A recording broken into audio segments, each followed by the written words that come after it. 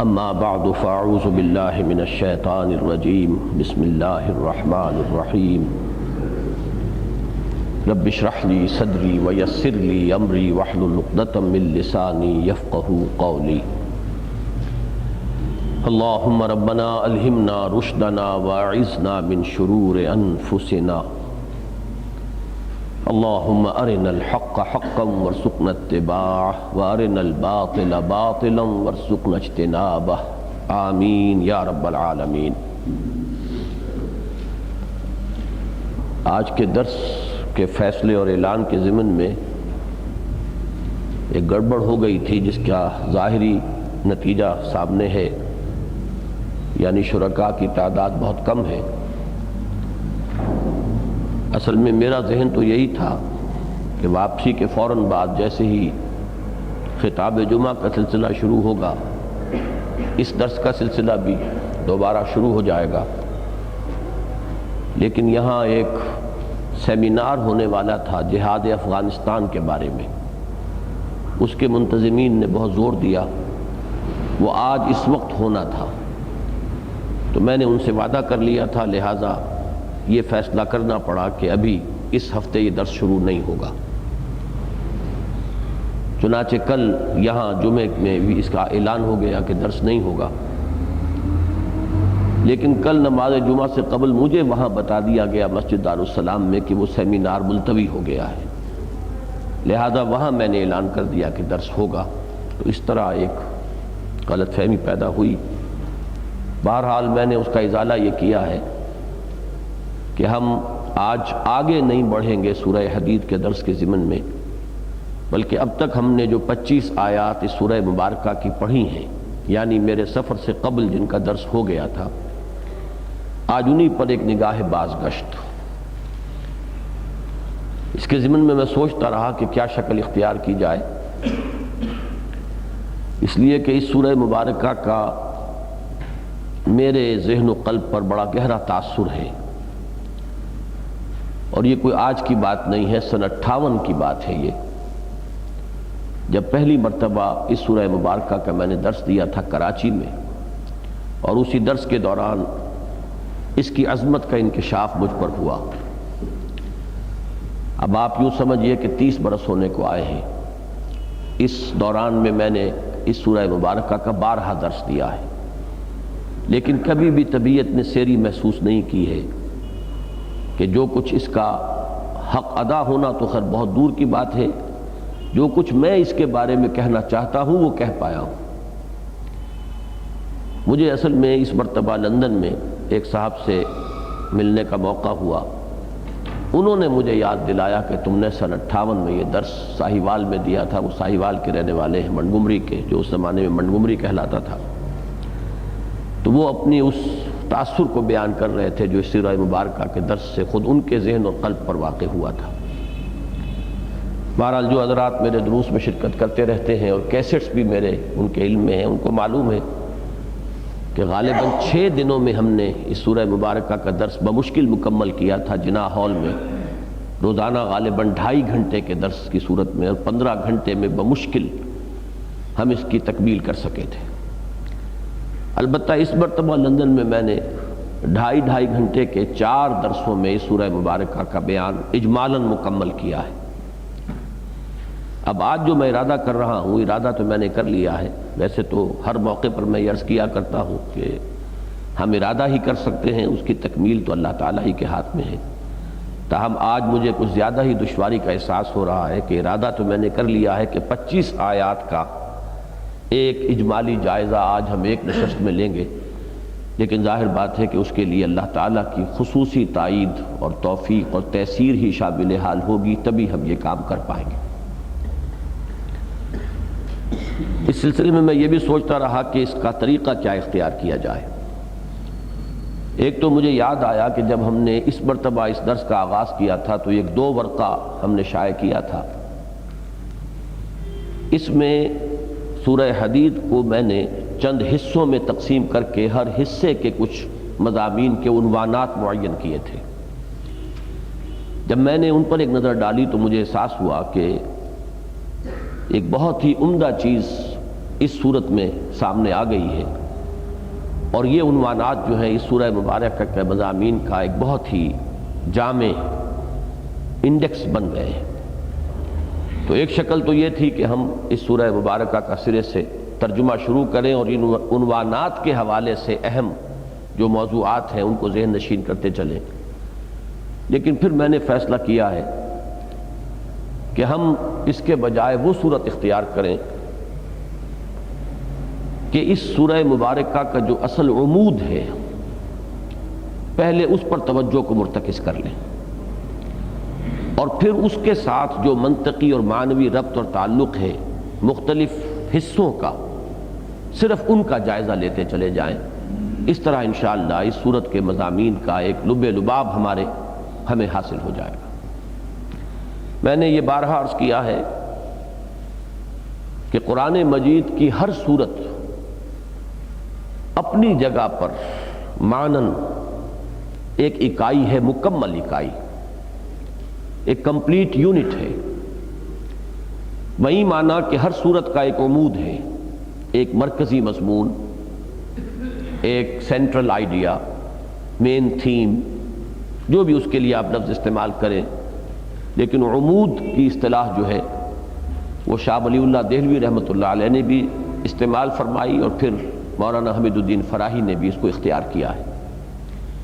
تو ہر سورہ مبارکہ کا ایک عمود ہے، اور اس عمود کے ساتھ اس سورت کی آیات متعلق ہوتی ہیں، مربوط ہوتی ہیں۔ بلکہ میں اسے مزید واضح کیا کرتا ہوں کہ یوں سمجھیے کہ قرآن مجید کی ہر آیت اپنی جگہ علم و حکمت کا ایک نہایت قیمتی، نہایت حسین اور جمیل موتی ہے۔ تو قرآن مجید کی اس آیت پر توجہ اور غور و فکر اور تدبر کا ایک انداز یہ ہوگا کہ سیاق اور سباق سے بالکل علیحدہ کر کے اس آیہ مبارکہ پر توجہ کو مرکوز کیا جائے۔ پہلے اس کے اندر جو داخلی حسن و جمال ہے اس کا، اور اس کی جو اپنی معنویت ہے، پہلے اس پر توجہ کو مرتکز کیا جائے۔ پھر جیسے آپ کو معلوم ہے کہ کسی ہار میں ان موتیوں کو پرو دیا جائے تو اس پرونے سے جو ان میں ایک ربط قائم ہوتا ہے، اس سے ان کا حسن دوبالا ہوتا ہے۔ تو دوسرے درجے میں پھر یہ ہار سے مشابہت یا تشبیہ جو ہے بہت مناسب ہے کہ جیسے ہار کے وہ موتی ایک ڈور کے اندر پروئے ہوئے ہوتے ہیں۔ یہ ڈور گویا کہ وہ ایکسس ہے یا تھیم ہے یا عمود ہے جس میں ان موتیوں کو پرو دیا گیا ہے۔ تو اب اس اعتبار سے جو ایک نئی معنویت سامنے آتی ہے، اب اس کو سمجھنے کی اور اسے ذہن نشین کرنے کی کوشش کی جائے۔ تو ہمارا درس جو بالعموم ہوتا ہے وہ تو پہلے انداز میں ہوتا ہے کہ ہر آیت پر غور ہو، اس کے ایک ایک لفظ پر توجہ کی جائے، وہ اپنی جگہ پر جو ایک شہر معنی ہے اس کے مختلف گوشوں کو، پہلوؤں کو خوب اچھی طریقے سے امکانی حد تک ان کی سیر کی جائے۔ لیکن آج ظاہر بات ہے کہ ایک نشست میں جب ہم 25 آیات کا مطالعہ کرنا چاہتے ہیں تو یہ شکل ممکن نہیں ہے۔ عملی شکل یہی ہوگی کہ ہم دوسرے پہلو پر اکتفا کریں کہ اس کے عمود کو معین کریں، اور پھر اس کے ساتھ جو ربط اور تعلق ہے مختلف آیات کا، بلکہ آیات کے بجائے بھی مختلف جو حصے ہیں اس سورت مبارکہ کے مضامین کے، ان کو سمجھ لیا جائے۔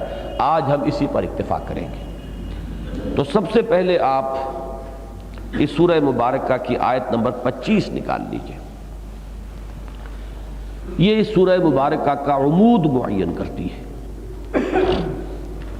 اور یہ جو 2 ورقہ آپ کو تقسیم ہوا ہے اس میں سے بھی اس آیت کے بارے میں جو 3 عنوانات معین کیے گئے ہیں انہیں بھی اپنے سامنے رکھ لیں۔ اور اس سے پہلے کہ ہم الفاظ مبارکہ پر غور کریں، ایک میں تمہیدی بات عرض کر دوں۔ دین کے ہمارے معاشرے میں متعدد تصورات اس وقت رائج ہیں۔ ایک خالص ریچولسٹک تصور بھی ہے، خالص رسوماتی تصور، چند اعمال ہیں، چند افعال ہیں، ان کے ظاہر کو مضبوطی کے ساتھ تھام کر بیٹھے ہوئے ہیں، اس کے سوا بقیہ پوری زندگی میں کوئی سروکار نہیں ہے، کوئی ریفرنس نہیں ہے کہ دین کیا چاہتا ہے۔ پھر یہ کہ ہوتے ہوتے ان افعال و اعمال کا بھی صرف ظاہری چھلکا رہ جاتا ہے، ان کے اندر بھی جو مغز ہے، جو ان کی اصل معنویت ہے، اس کی طرف توجہ نہیں ہوتی۔ یہ ایک خالص ریچولسٹک کانسیپٹ ہے۔ میں اس کے برعکس ایک تصور کے لیے جو دین کا میرے نزدیک صحیح تصور ہے، 4 الفاظ آپ کے سامنے رکھنا چاہتا ہوں۔ ان الفاظ کو پہلے ذہن نشین کریں۔ 2 انگریزی کی اصطلاحات ہیں، ایکٹیوسٹ کانسیپٹ یا ڈائنامک کانسیپٹ آف اسلام۔ اس کو اردو یا عربی میں اگر آپ منتقل کریں گے تو اسلام کا انقلابی یا تحریکی تصور، ایکٹیوسٹ اینڈ ڈائنامک، اور انقلابی اور تحریکی، یہ تصور کیا ہے فی الجملہ اسے سمجھ لیجئے کہ دین اپنے ہر ماننے والے سے یہ مطالبہ کرتا ہے کہ وہ ایک سہ منزلہ عمارت تعمیر کرے۔ اس عمارت کی بنیاد ایمان ہے۔ پہلی منزل پر 4 ستون ہیں، نماز، روزہ، حج اور زکوٰۃ۔ ان میں اہم ترین ستون عماد الدین نماز ہے۔ اس کے بعد پہلی چھت آتی ہے اسلام، اطاعت، عبادت، ہمہ تن ہمہ وجوہ اللہ کا بندہ بن جانا، سر تسلیم خم، total submission to the will of God. جو حکم ہو سر آنکھوں پر، جس چیز سے روک دیا جائے رک جائے، جس چیز کا حکم دیا جائے بجانا۔ ما آتاکم الرسول فخذوہ وما نہاکم عنہ فانتہوا۔ اب ظاہر بات ہے کہ رسول بھی اپنے جی سے تو کچھ نہیں کہتے۔ وما ينطق عن الهوى ان هو الا وحی یوحی، وہ وحی خفی ہو یا وحی جلی ہو، اس کا منبع اور سرچشمہ تو ذات باری تعالیٰ ہے۔ تو اب یہ 4 الفاظ جو ہیں، اسلام، اطاعت، تقوی اور عبادت، ٹوٹل اوبیڈینس، پرستش جمع بندگی، ہمہ تن بندہ بن جانا، اس کی محبت کے جذبے سے سرشار ہوگا، یہ پہلی منزل ہے۔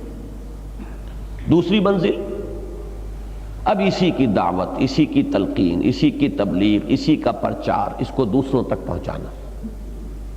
اس کے لیے لفظ تبلیغ بھی ہے، اس کے لیے لفظ دعوت بھی ہے، ادع الی سبیل ربک، اس کے لیے امر بالمعروف اور نہی عن المنکر بھی ہے، کنتم خیر امۃ اخرجت للناس تأمرون بالمعروف وتنہون عن المنکر ولتکن منکم امۃ یدعون الی الخیر ویأمرون بالمعروف وینہون عن المنکر وَأُولَٰئِكَ هُمُ الْمُفْلِحُونَ۔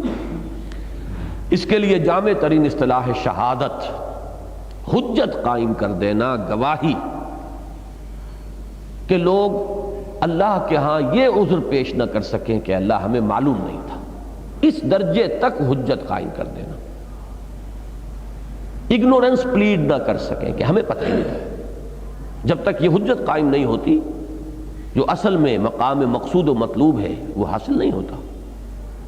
اس درجے میں دعوت، اس درجے میں تبلیغ، اس درجے میں نشر و اشاعت، اللہ کے پیغام کا اس طریقے سے عام کر دینا، اس طرح اس کو مبرہن کر دینا، اس کو دلائل کے ساتھ، اس کو موعظہ حسنہ کی شکل میں، اس کو جدال حسنہ کی صورت میں اس طرح روشن کر دینا کہ یہ نہ کہا جا سکے کہ ہم تک بات پہنچائی نہیں گئی، ہمیں تو معلوم نہیں ہوا۔ رسلا مبشرین و منذرین لئلا یکون للناس علی اللہ حجۃ بعد الرسل۔ اس کے لیے لفظ شہادت علی الناس، اور 2 جگہ قرآن مجید میں جیسے امر بالمعروف نہی عن المنکر کو قرار دیا گیا کہ وہ امت مسلمہ کا مقصد وجود ہے، مقصد تاسیس ہے، کیوں بنائی گئی یہ امت، اس میں 2 اصطلاحات آئی ہیں، یا امر بالمعروف و نہی عن المنکر جو میں بیان کر چکا، اور یا شہادت علی الناس۔ سورہ حج کے آخر میں فرمایا لِيَكُونَ الرَّسُولُ شَهِيدًا عَلَيْكُمْ وَتَكُونُوا شُهَدَاءَ عَلَى النَّاسِ، اور سورہ بقرہ میں فرمایا وَكَذَلِكَ جَعَلْنَاكُمْ أُمَّةً وَسَطًا لِتَكُونُوا شُهَدَاءَ عَلَى النَّاسِ وَيَكُونَ الرَّسُولُ عَلَيْكُمْ شَهِيدًا۔ یہ دوسری منزل ہے۔ تیسری منزل ہے، اب یہ چوٹی ہے، ذروۃ السنام منہ، وہ ہے اقامت دین، اس دین کو غالب کرنا، قائم کرنا، نافذ کرنا، اللہ کی حکومت قائم کر دینا، اللہ کی کبریائی کا نفاذ، کلمت اللہ اسی کو علیا بنا دینا، سب سے بلند کر دینا، بول بالا ہو جائے، لتکون کلمت اللہ العلیٰ۔ اسی کے لیے ایک اصطلاح ہے، اللہ کا دیا ہوا نظام عدل و قسط قائم ہو جائے، لوگ اس پر کاربند ہو جائیں۔ یہ میں نے خاص طور پر اس لیے کہا ہے کہ نظام عدل و قسط کی مختلف تعبیرات ہو سکتی ہیں۔ مثلا جس زمانے میں یورپ میں بادشاہت کے خلاف جد و جہد ہو رہی تھی اور لوگوں کے حقوق کی بازیافت کے لیے کوشش ہو رہی تھی، تو ایک تصور سامنے آیا کہ یہ بادشاہت اور یہ جاگیرداری ظلم ہے۔ کچھ لوگ زمین کے مالک بن کر بیٹھ گئے ہیں اور باقی انسان جو ہیں وہ ان کے کمی کاری، ان کی رعیت بن کر رہ گئے ہیں، ان کی ملکیت بن کر رہ گئے ہیں، ظلم ہے۔ اب ظاہر بات ہے جس معاشرے میں جس ظلم کا بھی تصور ابھرے گا، اس کا شعور پیدا ہوگا، اس کے مقابلے میں کوئی تصور عدل بھی آئے گا۔ یوں ہونا چاہیے، انصاف کا تقاضا یہ ہے، اور اس کے لیے جد و جہد ہوگی، پھر کشمکش ہوگی۔ اسی طریقے سے جب سرمایہ داری کی ایک لعنت مسلط ہوئی تو پھر ایک شعور ابھرا کہ یہ تو سرمایہ داری جو ہے سرمایہ لعنت بن گیا ہے، اس نے تو انسانوں کو مفلوج کر کے رکھ دیا ہے۔ ایک کارخانے دار گویا کہ مالک بن گیا قسمتوں کا، مزدور کی کوئی حیثیت نہیں ہے۔ اب یہ بھی ایک شعور ابھرا کہ یہ ایک ظلم ہے، ناانصافی ہے، یہ صحیح ڈیلنگ نہیں ہے، فیئر پلے نہیں ہے۔ اس کے بالمقابل ایک تصور عدل ابھرا۔ اس تصور عدل کے لیے پھر وہی کشمکش، وہی جد و جہد، وہی انقلاب۔ تو کوئی نہ کوئی تصور عدل ہوگا، کسی نہ کسی ظلم کے پس منظر میں اس کا ایک شعور جو ہے ابھرے گا اور اس کو قائم کرنے کے لیے جد و جہد ہوگی۔ یہی دنیا میں انقلابوں کی تاریخ جو ہے ایک نٹ شیل میں آپ اس کا خلاصہ یہی نکال سکتے ہیں۔ تو اسی لیے میں نے کوالیفائی کیا اللہ تعالیٰ کا دیا ہوا نظام عدل و قسط۔ ہمارے لیے محض عدل و قسط جو ہے مجرد اصطلاح وہ نہیں ہے، بلکہ اللہ کا عطا کردہ نظام عدل و قسط، اس کے قیام کی جد و جہد، اس میں تن من دھن لگا دینا۔ اب یہ ہے ایک کانسیپٹ 3 منزلہ عمارت کا۔ یہ تو یقیناً ہے کہ انسان چلے گا نیچے سے اوپر کی طرف، قدم بہ قدم بڑھے گا، لیکن یہ کہ اس کی نگاہ جمی رہنی چاہیے کہ مجھے وہاں جانا ہے۔ یہ اگر ہوگا تو پھر وہ ابتدائی مراحل کو طے کرتے ہوئے گم ہو کر نہیں رہ جائے گا کہ اسی کا ہو کر رہ جائے۔ جیسے تصوف میں آپ نے سنا ہوگا، پڑھا ہوگا کہ جو محققین ہیں وہ یہ وارن کیا کرتے ہیں کہ اس راستے میں کچھ مکاشفے شروع ہو جاتے ہیں، مشاہدے شروع ہو جاتے ہیں۔ یہ مکاشفات اور مشاہدات اور یہ کرامات یہ اس راستے کی آفات ہیں، یہ اپنے اندر جذب کر لیتی ہیں۔ بڑی دلچسپی محسوس ہوتی ہے آدمی کو، مجھے یہ معلوم ہو گیا، انہیں معلوم نہیں ہو رہا، مجھے یہ نظر آیا، ان کو یہ نظر نہیں آیا۔ اب اگر اسی میں گم ہو گیا تو اصل منزل اس کی کھوٹی ہو گئی۔ یہ تو یوں سمجھیے کہ درمیانی در حقیقت صرف ایسے مراحل ہیں کہ ان سے بالکل نگاہ جو ہے انسان ان کی طرف کیے بغیر آگے گزر جائے۔ یہ مقصود نہیں ہے، مطلوب نہیں ہے۔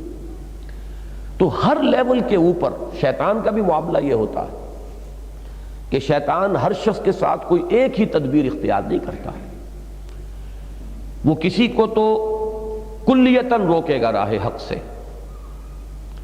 کسی کو ہو سکتا ہے کہ وہ کسی اگلی منزل پر جانے سے روکنے کے لیے پہلی منزل ہی کے اندر اسے گم کر دے، اسی میں اس کو لذت ایسی محسوس ہونی شروع ہو جائے، اتنا لطف آنے لگے، اتنا سرور، ایسا کیف ہو جائے کہ وہ اسی میں مگن ہو کر رہ جائے، اسی میں گم ہو کر رہ جائے، اس سے آگے کی اسے توجہ ہی نہ رہے۔ جیسا کہ آپ کو معلوم ہے بعض اوقات وہ نوافل میں لگا دیتا ہے تاکہ فرائض سے غافل کر دے۔ نوافل، نفل بہت اونچی بات ہے یہ، لیکن یہ کہ نوافل میں آپ کا ایسا انہماک جس سے فرض سے غفلت ہو جائے تو یہ تو آفت ہے، یہ تو شیطانی وسوسہ ہے۔ اس کا مطلب یہ ہے کہ تصور جو ہے برعکس ہو گیا، پورا تصور ڈسٹارٹ ہو گیا۔ تو اب اس تصور کو سامنے رکھیے کہ یہ ہے تصور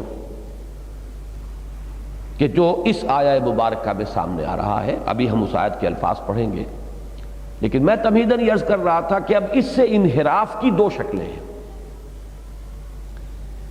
ایک انحراف جو بالعموم ہوتا ہے وہ تو یہ ہے جس کو میں نے ابھی ابتدا میں ریچولسٹک کہا ہے۔ یہ جو تن من دھن لگانا کھپانا اسلامی انقلاب یا اقامت دین یا اللہ کے عطا کردہ نظام عدل و قسط، اس میں ان کو صرف کرنے کی بجائے آدمی ذرا سا پیچھے ہٹتا ہے۔ کیوں؟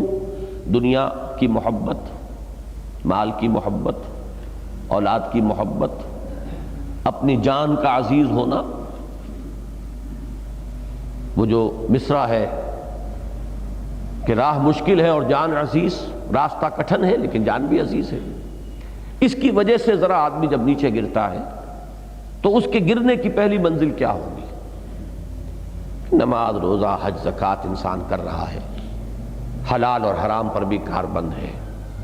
اب باقی جو اپنی توانائیاں اور قوتیں ہیں وہ دنیا کے حصول کے لیے ادھر ڈائیورٹ ہونی شروع ہو جائیں گی، بجائے اس کے کہ وہ لگے انقلاب کے لیے، اقامت دین کے لیے، وہ لگیں گی دنیا بنانے، کمانے، جائیداد بنانے، کاروبار جمانے، یا اقتدار کے حصول، حیثیت اور وجاہت کے حصول کی طرف۔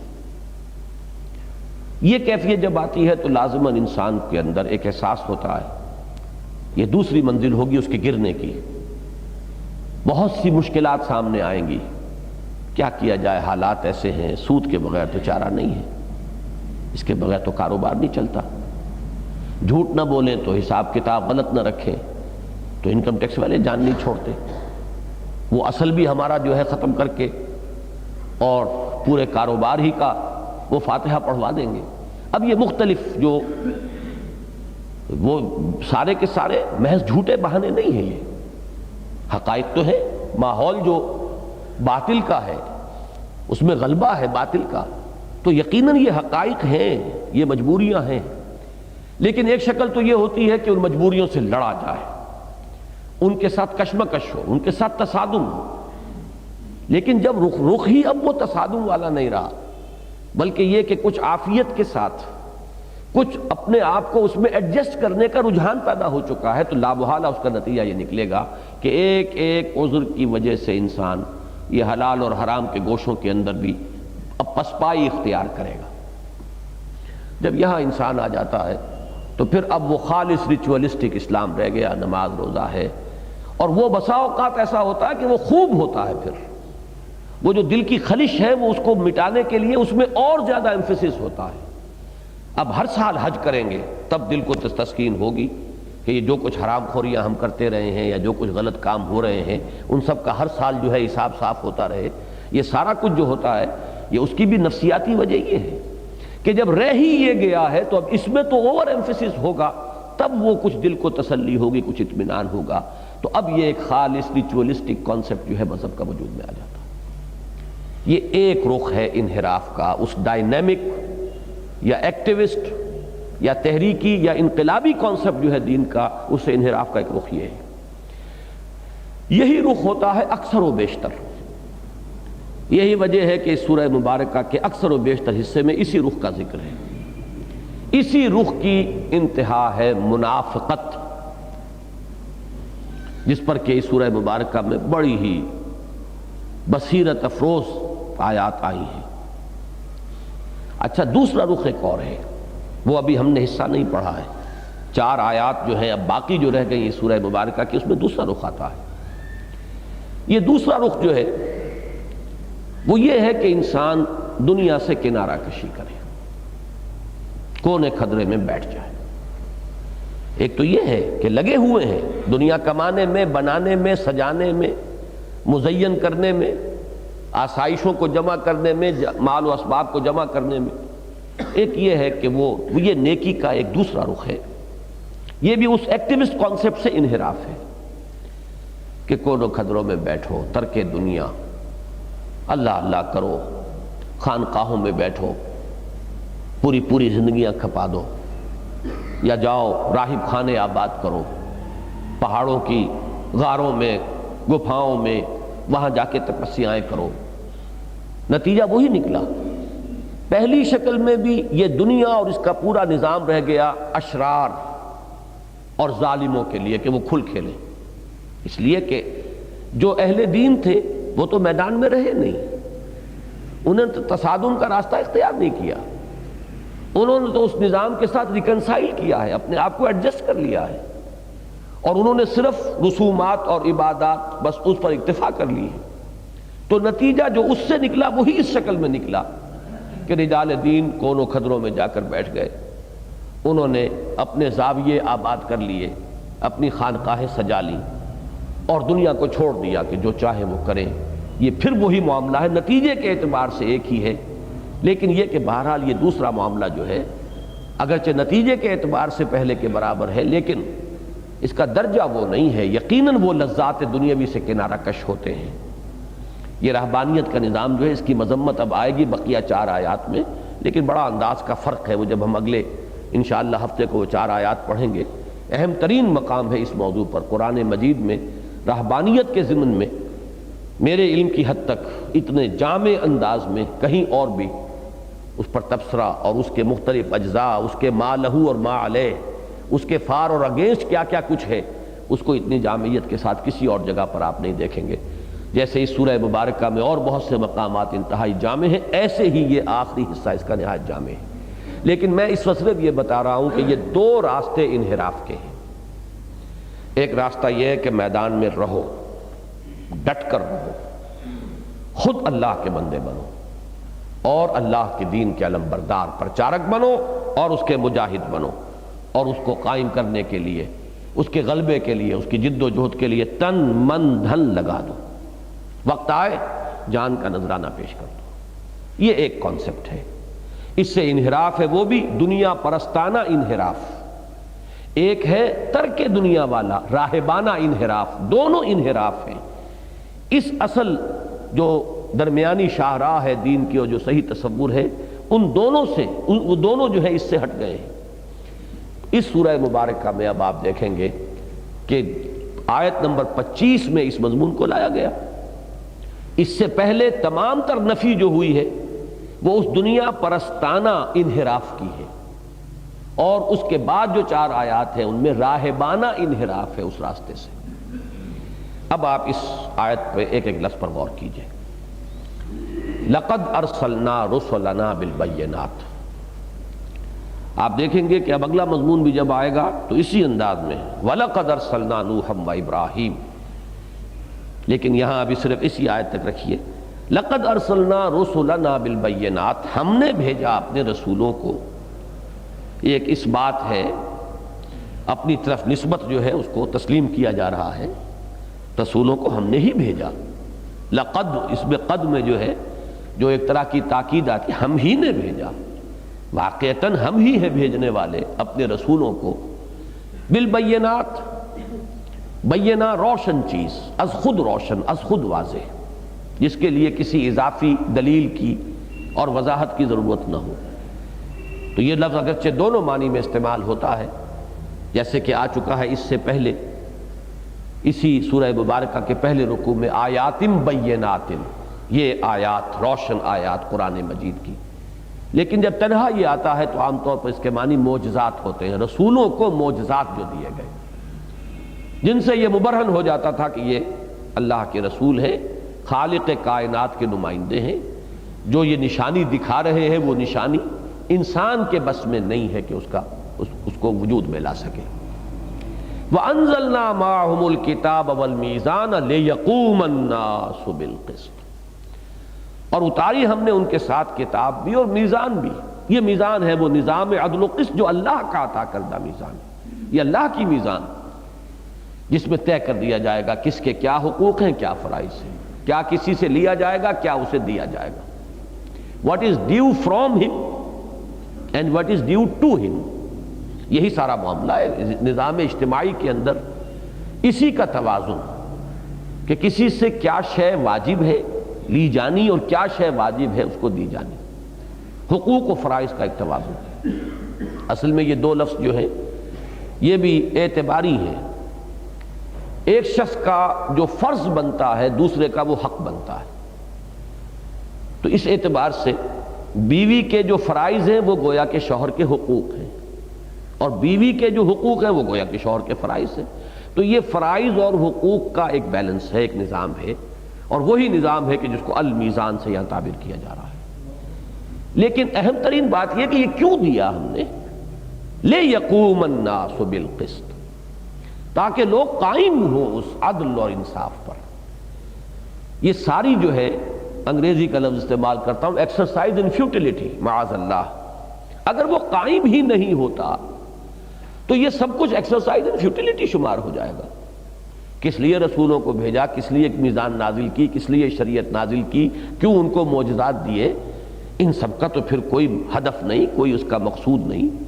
مقصود یہ ہے لِیَقُومَ النَّاسُ بِالْقِسْطِ، یہ لام سے جو اس کی غایت معین ہو رہی ہے، یہ سب کچھ ہم نے اس لیے کیا۔ لَقَدْ أَرْسَلْنَا رُسُلَنَا بِالْبَيِّنَاتِ وَأَنزَلْنَا مَعَهُمُ الْكِتَابَ وَالْمِيزَانَ لِيَقُومَ النَّاسُ بِالْقِسْطِ، تاکہ لوگ عدل پر قائم ہوں۔ پھر یہاں نوٹ کیجئے، میں پہلے عرض کر چکا ہوں، عدل سے مراد کسی اور کا اپنا کوئی ذہن کا گھڑا ہوا نظام عدل و قسط نہیں، اگرچہ یہااں پر لفظ عام ہے، لوگ عدل پر قائم ہوں، لیکن اس عدل کا تعین ہوگا میزان خداوندی سے، جو میزان اللہ نے نازل فرمائی وہ عدل قائم۔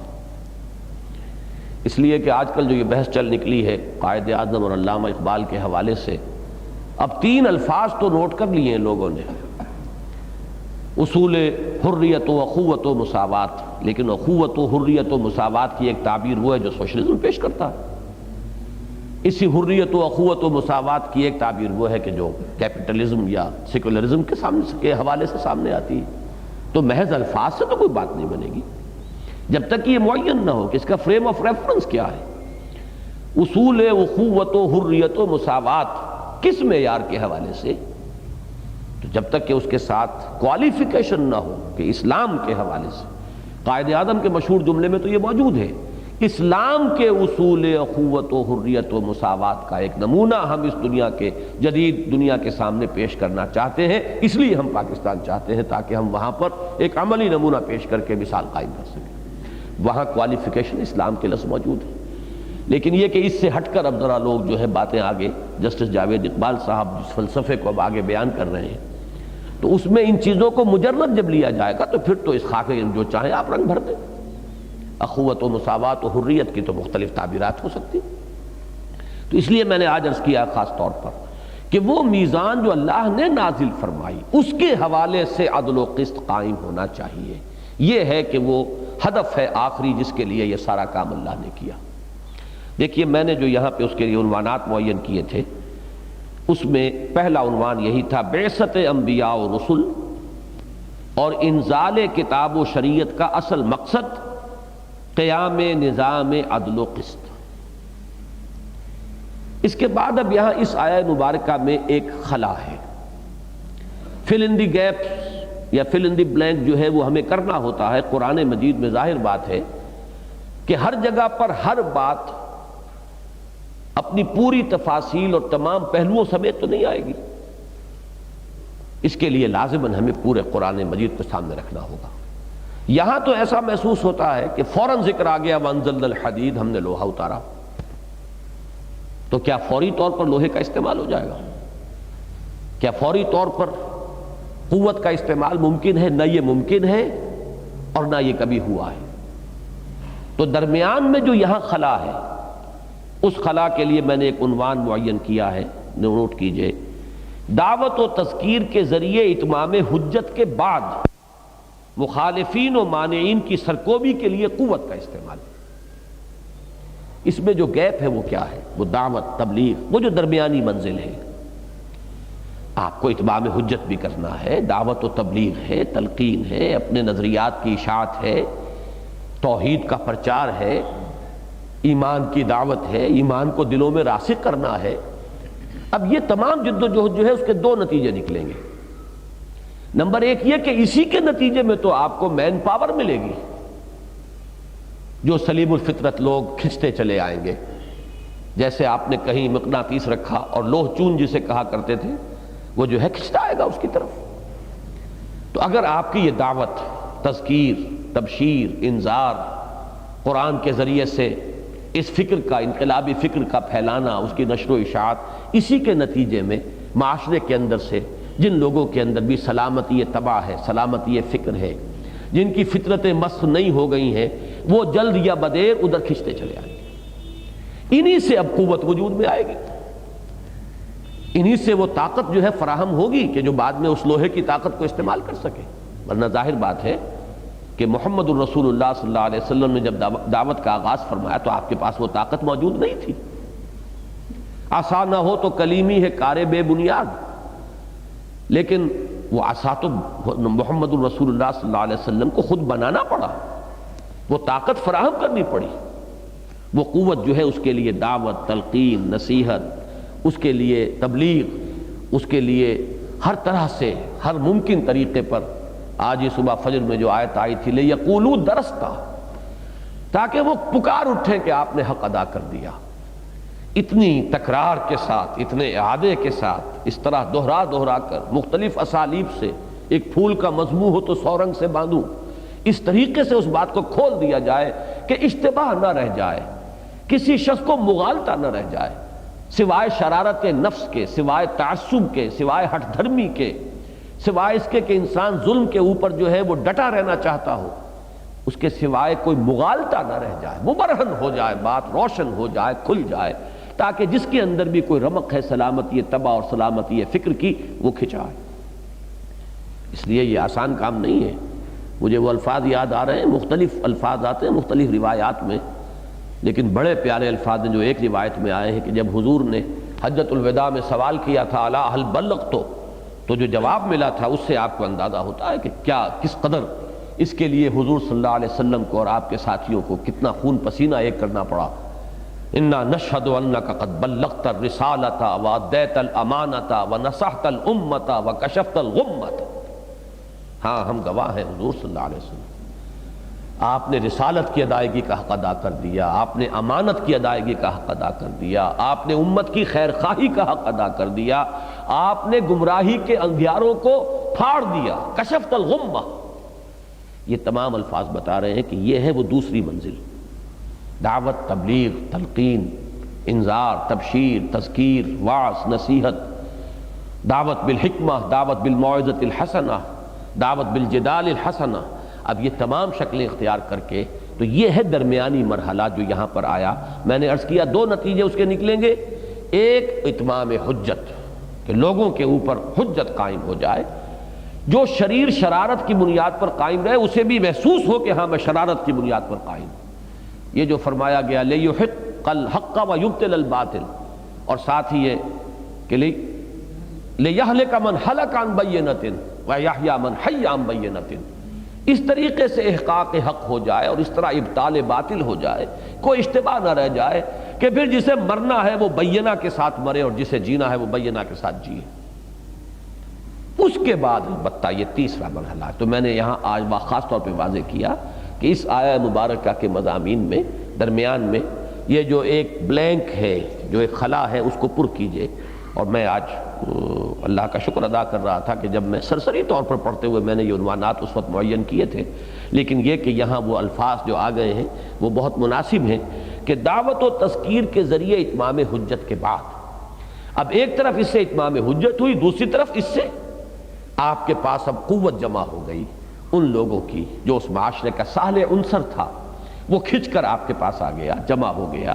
اس کی تنظیم اور تربیت کے ذریعے، اس کے تزکیہ اور تعلیم کے ذریعے اب آپ کے پاس ڈیڈیکیٹڈ، ڈیووٹڈ، ڈسپلنڈ لوگوں کی اب ایک جمعیت موجود ہے.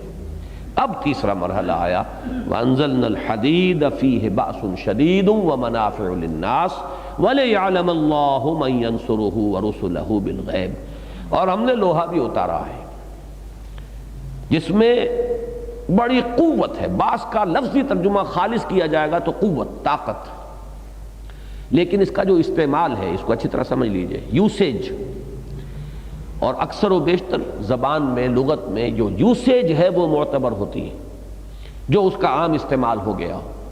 تو جب یہ واحد کے صیغے میں آتا ہے باس، الباس، تو اس سے مراد جنگ ہوتی ہے، اس لیے کہ اس سے زیادہ سختی کی شے، اور جہاں قوت آدمی اپنی امکانی حد تک استعمال کر لیتا ہے وہاں تو یہی ہے کہ آئیدر کل اور بی کلڈ. وہ آخری درجے کی بات ہوتی ہے کہ جس میں انسان اپنی پوری قوت اور توانائی کو بروئے کار لے آتا ہے. تو باس واحد ہے تو اس سے مراد جنگ، اور باسا جب جمع کی شکل میں آتا ہے تو وہ فاقہ اور فقر اور اس طرح کے تکالیف اور مضرتیں جو انسان کو پہنچتی ہیں. اور ایک آیت جو ہے آیہ بر، ہمارے منتخب نصاب کا درس نمبر 2، اس کے آخری حصے میں یہ دونوں لفظ جمع ہو گئے.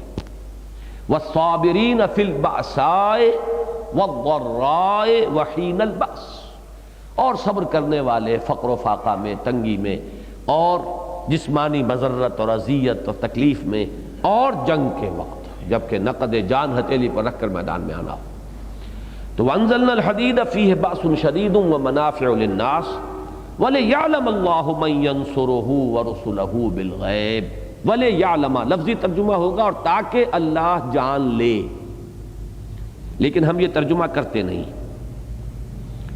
اس لیے کہ اس میں متبادر ہوتا ہے، مترشح ہوتا ہے کہ شاید اللہ کا علم حادث ہے، کہ پہلے شاید معلوم نہیں، اب معلوم ہوگا اسے معلوم کرنا ہے۔ اصل میں بارہا میں نے عرض کیا ہے کہ کلام اللہ کا ہے، لیکن یہ نازل ہوا ہے ایسی زبان کے لبادے میں کہ جو انسانی زبان ہے۔ عربی زبان تو انسانوں کی زبان ہے، اور انسانی زبان کے اندر ہمیشہ کچھ محدودیت رہے گی، اس لیے کہ وہ زبان تو ڈیولپ ہوتی ہے وہ انسان کے مشاہدات کی بنیاد پر، جو آپ دیکھتے ہیں، پھر اس دیکھنے پر آپ کا جو انٹلیکچول پروسیس ہے اس کے ردے قائم ہوتے ہیں، اس سے وہ آپ کے زبان کے اندر الفاظ ڈھلتے چلے جاتے ہیں، اور آپ کے مشاہدے سے ظاہر بات ہے کہ اس کا بڑا گہرا بنیادی ربط رہتا ہے۔ اب وہ ابدی حقائق، اللہ کی ذات و صفات لا متناہی، اور ہماری زبان بنی ہے ہمارے متناہی اور محدود مشاہدات کی بنیاد پر، تو ان حقائق کا ان محدود پیمانوں کے اندر بتمام و کمال بیان ممکن ہی نہیں ہے۔ یہی سبب ہے آیات متشابہات کا۔ یہ نہیں ہے کہ اللہ تعالیٰ کے علم میں معاذ اللہ کوئی کمی ہے، وہ ہر چیز محکم الفاظ میں کیوں نہیں کہہ سکتا، وہ تو کہہ سکتا ہے، لیکن ہم کیسے سمجھیں گے؟ ہماری زبان میں اس کا پیرایا نہیں ہے، ہمارے پاس وہ ذہن ہی نہیں ہے کہ جو ان حقائق کا، جو وہ مطلق حقائق ہیں، ان کا کوئی ادراک و شعور کر سکے۔ پھر زبان ہماری ہے جس میں کہ ہمیں بات پہنچانی ہے، لہذا آیات محکمات ہے، آیات متشابہات ہے۔ پھر یہی سبب ہے قرآن میں تمثیلات کے استعمال کا۔ تمثیل کیوں آئی؟ یہی وجہ ہے، دیکھیے سورہ نور کی تمثیل کے بعد فرمایا تلک الامثال نضربها للناس واللہ بکل شیء علیم، اللہ تو ہر چیز کا علم کامل رکھتا ہے، ہر شے اس کو معلوم ہے جیسے کہ وہ ہے، اسے کسی تمثیل کی حاجت نہیں ہے۔ انسان محتاج ہے تمثیل کا، کہ ان لطیف حقائق تک جب اس کا ادراک و شعور نہیں پہنچ پاتا تو اس سے کم تر، اس کے اپنے دائرہ مشاہدات کے اندر جو چیز ایسی ہو کہ جو اس سے قریب تر اس کے ذہن کو لا سکے، تو ظاہر بات ہے کہ انسان کی مجبوری یہ ہے، انسان کی احتیاج یہ ہے کہ تمثیلات کے پیرائے میں اسے وہ جو ابدی حقائق ہیں اور جو لطیف ترین حقائق ہیں ان کا کچھ دھندلا تصور دے دیا جائے۔ تو یہ بات ذہن میں رکھیے کہ وَلِيَعْلَمَ لفظی ترجمہ ہوگا تاکہ اللہ جان لے، لیکن نہیں، ہم کہیں گے تاکہ اللہ اس کو ظاہر کر دے، کھل جائے، واضح ہو جائے، دودھ کا دودھ پانی کا پانی جدا ہو جائے۔ مَن يَنصُرُهُ وَرُسُلَهُ بِالْغَیب۔ اب اس کو پھر نوٹ کیجئے، زندگی کا بنیادی فلسفہ از روئے قرآن، حیات دنیاوی میں میری مراد ہے، دنیا سے، اس زندگی سے، اس وقت قرآن کی روح سے اس کا بنیادی فلسفہ، اس کی غرض و غایت امتحان ہے۔ خلق الموت والحیات لیبلوکم ایکم احسن عملا۔ اب یہ امتحان جو ہے نہ معلوم کتنے اس کے مراحل ہیں۔ پہلا امتحان انسان کی عقل کا اور اس کے فہم کا، اس کے شعور کا، اس کے ادراک کا ہے کہ وہ خدا واحد کو پہچانتا ہے کہ نہیں پہچانتا، اس کی ذات و صفات کا کوئی شعور و ادراک حاصل کرتا ہے کہ نہیں کرتا۔ یہ پہلا امتحان۔ دوسرا امتحان اب اس کے عمل کا امتحان ہے، اس کی سیرت و کردار کا، کہ اب وہ اس کے اوپر عمل کرتا ہے کہ نہیں کرتا، چاہے اللہ کی بات ماننے میں نقصان نظر آ رہا ہو، چاہے اللہ کے کسی منع کی ہوئی چیز میں بظاہر فوری نفع نظر آ رہا ہو، اس کو چھوڑتا ہے کہ نہیں چھوڑتا۔ وہ نقد کو چھوڑ کر وہ ادھار جو ہے، ادھار ہے، جنت تو ادھار ہے، وہ تو اس آخرت میں ملنے والی ہے۔ عام اصول تو یہ ہے کہ نو نقد نہ تیرا ادھار، لیکن یہ اس نقد کو چھوڑ کر اس ادھار پر بھروسہ اس کا اتنا ہے کہ اس کے لیے اس نقد کو چھوڑنے کے لیے تیار ہو جائے۔ یہ امتحان ہے۔ تو یہ تو امتحان ہے۔ مجھے یاد آیا کہ ایک چھوٹا سا مضمون ہے حضرت ابراہیم علیہ السلام سے متعلق، اور مجھے یاد آ رہا ہے ڈاکٹر شیر بہادر خان پنی نے اس کی بہت تعریف اور تحسین فرمائی تھی، اس لیے کہ اس میرے مضمون میں کچھ مولانا ابوالکلام آزاد کا سا انداز ہے، اور وہ مولانا ابوالکلام آزاد کے انتہائی گرویدہ اور بلکہ عاشق زار تھے. تو میں نے اس میں یہ درجہ بدرجہ حضرت ابراہیم علیہ السلام، قرآن مجید چونکہ کہتا ہے وَإِذِ ابْتَلَىٰ إِبْرَاهِيمَ رَبُّهُ بِكَلِمَاتٍ فَأَتَمَّهُنَّ، یہ حضرت ابراہیم کی زندگی کا گویا کہ لب لباب ایک جملے کے اندر ہے. قدم قدم پر امتحان آئے. پہلے عقل و فطرت کا امتحان تھا کہ شرک کے گھٹا ٹوپ اندھیرے ہیں جس ماحول میں شعور کی آنکھ کھول رہا ہے اللہ کا ایک بندہ، لیکن ان گھٹا ٹوپ اندھیروں میں توحید کو دیکھنا، توحید تک رسائی حاصل کرنا، یہ ان کی فطرت اور ان کے عقل سلیم کا امتحان تھا. وہ اس کو پاس کر گئے. انی وجہت وجہی للذی فطر السماوات والارض حنیفا وما انا من المشرکین. اب امتحان شروع ہوئے. اب اپنے معاشرے سے ٹکراؤ ہو گیا. اب پورے گھر میں والد جو ہے وہ گھر سے نکال رہے. اراغب انت عن آلہتی یا ابراہیم لئن لم تنتہ لارجمنک واہجرنی ملیا قال سلام علیک ساستغفر لک ربی انہ کان بی حفیا. پھر پورے معاشرے سے ٹکراؤ ہو رہا ہے. چکنا چور کر کے رکھ دیے ان کے سارے وہ بت، اور پھر جو کچھ ہوا ہوگا اس کا ہم تصور نہیں کر سکتے. لیکن کس قدر ڈٹ کر اللہ کے اس بندے نے کھڑے ہو کر موب کو فیس کیا. موب کو فیس کرنا آسان نہیں، جبکہ جذبات اس ہائٹ پر پہنچے ہوئے ہو کہ ان کے معبود توڑ پھوڑ کر رکھ دیے. برملا کہا ہے کہ اب تم اف لکم وما تعبدون. پھر بادشاہ وقت کے دربار میں پیشی ہو رہی ہے، مجادلہ ہو رہا ہے. سورہ بقرہ میں اس کا بھی ذکر موجود ہے. کس قدر ڈٹ کر کہا ہے فإن اللہ یاتی الشمس من المشرق فات بہا من المغرب. اللہ تو لاتا ہے سورج کو مشرق سے. اگر ہے تمہارے اندر دم اور بل بوتا اور خدائی کے تم دعوے دار ہو ذرا لے آؤ اسے مغرب سے. فبہت الذی کفر. یہ درجہ بدرجہ امتحان ہے. پھر مہاجرت ہے، آگ میں ڈالے گئے ہیں، کتنا بڑا امتحان ہے. بے خطر کود پڑا آتش نمرود میں، عشق عقل ہے محو تماشائے لبے بام ابھی. پھر مہاجرت ہے مسلسل، آج یہاں ہے کل وہاں ہے، اسی توحید کے لیے ان کا زندگی جو ہے مسلسل مہاجرت کی زندگی، سفر کی زندگی. آخری امتحان، اصل میں اسی پر میں نے وہ مضمون لکھا تھا کہ ابھی قدرت کے ترکش میں ایک تیر باقی تھا. 87 برس کی عمر میں اللہ نے بیٹا دیا ہے، مانگ مانگ کر لیا ہے، اور وہ بیٹا اب 13 برس کا ہوا ہے. فلما بلغ معہ السعی، جبکہ دست و بازو بنتا ہے بیٹا، برابر کا شریک ہو جاتا ہے بھاگ دوڑ میں. آخری امتحان لے لیا گیا. تو یہ امتحانات ہیں. یہاں پر بھی نوٹ کیجئے کہ یوں تو وہ سارے درمیانی مراحل جو میں نے گنوائے ان میں بھی قدم قدم پر اہل ایمان کے لیے امتحان آئے گا، لیکن آخری امتحان یہ ہے وَلِيَعْلَمَ اللَّهُ مَن يَنصُرُهُ وَرُسُلَهُ بِالْغَيْبِ، تاکہ اللہ دیکھ لے یا ظاہر کر دے کون ہے اس کے وہ وفادار بندے جو اس لوہے کی طاقت کو ہاتھ میں لے کر مدد کرتے ہیں، اس کی بھی اور اس کے رسولوں کی بھی، اس کے باوجود کہ غیب کا پردہ حائل ہے. اب اس کا ترجمہ یہ بھی کیا گیا کہ اللہ غیب میں ہے، اور میرے نزدیک بہتر ترجمہ یہ ہے کہ ہم غیب میں ہیں. اغیب و ذو اللطائف لا یغیب، ہم غیب میں ہیں. اللہ غیب میں کہاں ہے؟ اللہ تو ہر آن ہر جگہ، لیکن یہ کہ در حقیقت ہم غیب میں، محجوب ہم ہیں. کشف المحجوب، اسی لیے مجھے نام بہت پسند ہے. شیخ علی حجویری رحمۃ اللہ علیہ کی کتاب کا عنوان کشف المحجوب. محجوب تو ہم ہیں، پردے میں ہم آ گئے ہیں. اغیب و ذو اللطائف لا یغیب.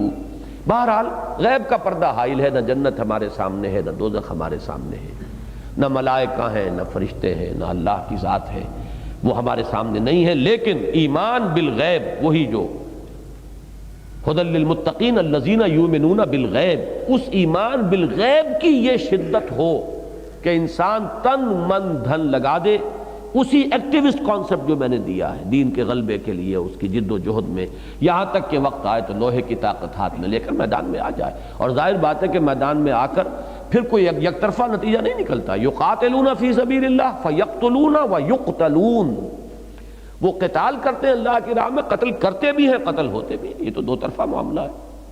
کس کے پاس ضمانت ہے کہ میدان جنگ میں جانے کے بعد واپس آنا لازماً نصیب ہو جائے گا؟ اگر حضرت حمزہ نہیں آ سکے، اسد اللہ و اسد رسول ہی، برچھا پار ہو گیا.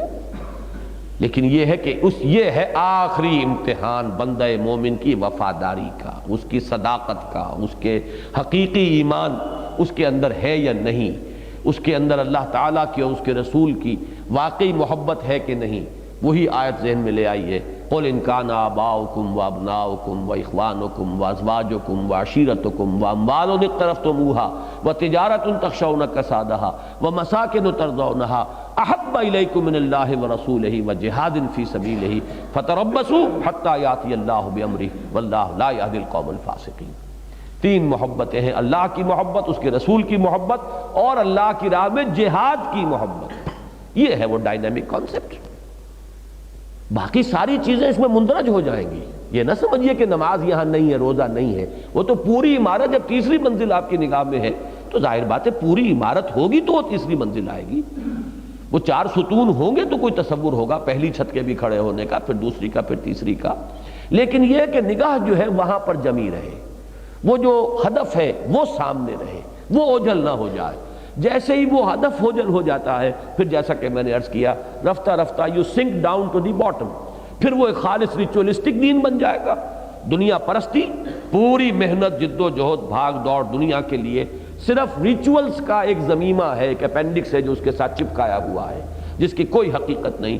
اور یا پھر بہت کم لوگ ایسے ہوں گے اور وہ بڑی ہمت والے لوگ ہوتے ہیں، معمولی بات نہیں ہے، ترک دنیا آسان کام نہیں ہے، لیکن یہ کہ ترک دنیا کر کے اور پھر گوشوں میں جا بیٹھنا یہ بھی ایک گمراہی اور انحراف کی دوسری شکل ہے۔ یہ ہے درمیان کا راستہ۔ آخری دیکھیے الفاظ اس آیت مبارکہ کے، اکثر و بیشتر جب اس آیت کا درس ہوتا ہے تو یہ آخری الفاظ جو ہیں رہ جاتے ہیں، پھر ان کا حق ادا نہیں ہوتا۔ ان اللہ قوی عزیز،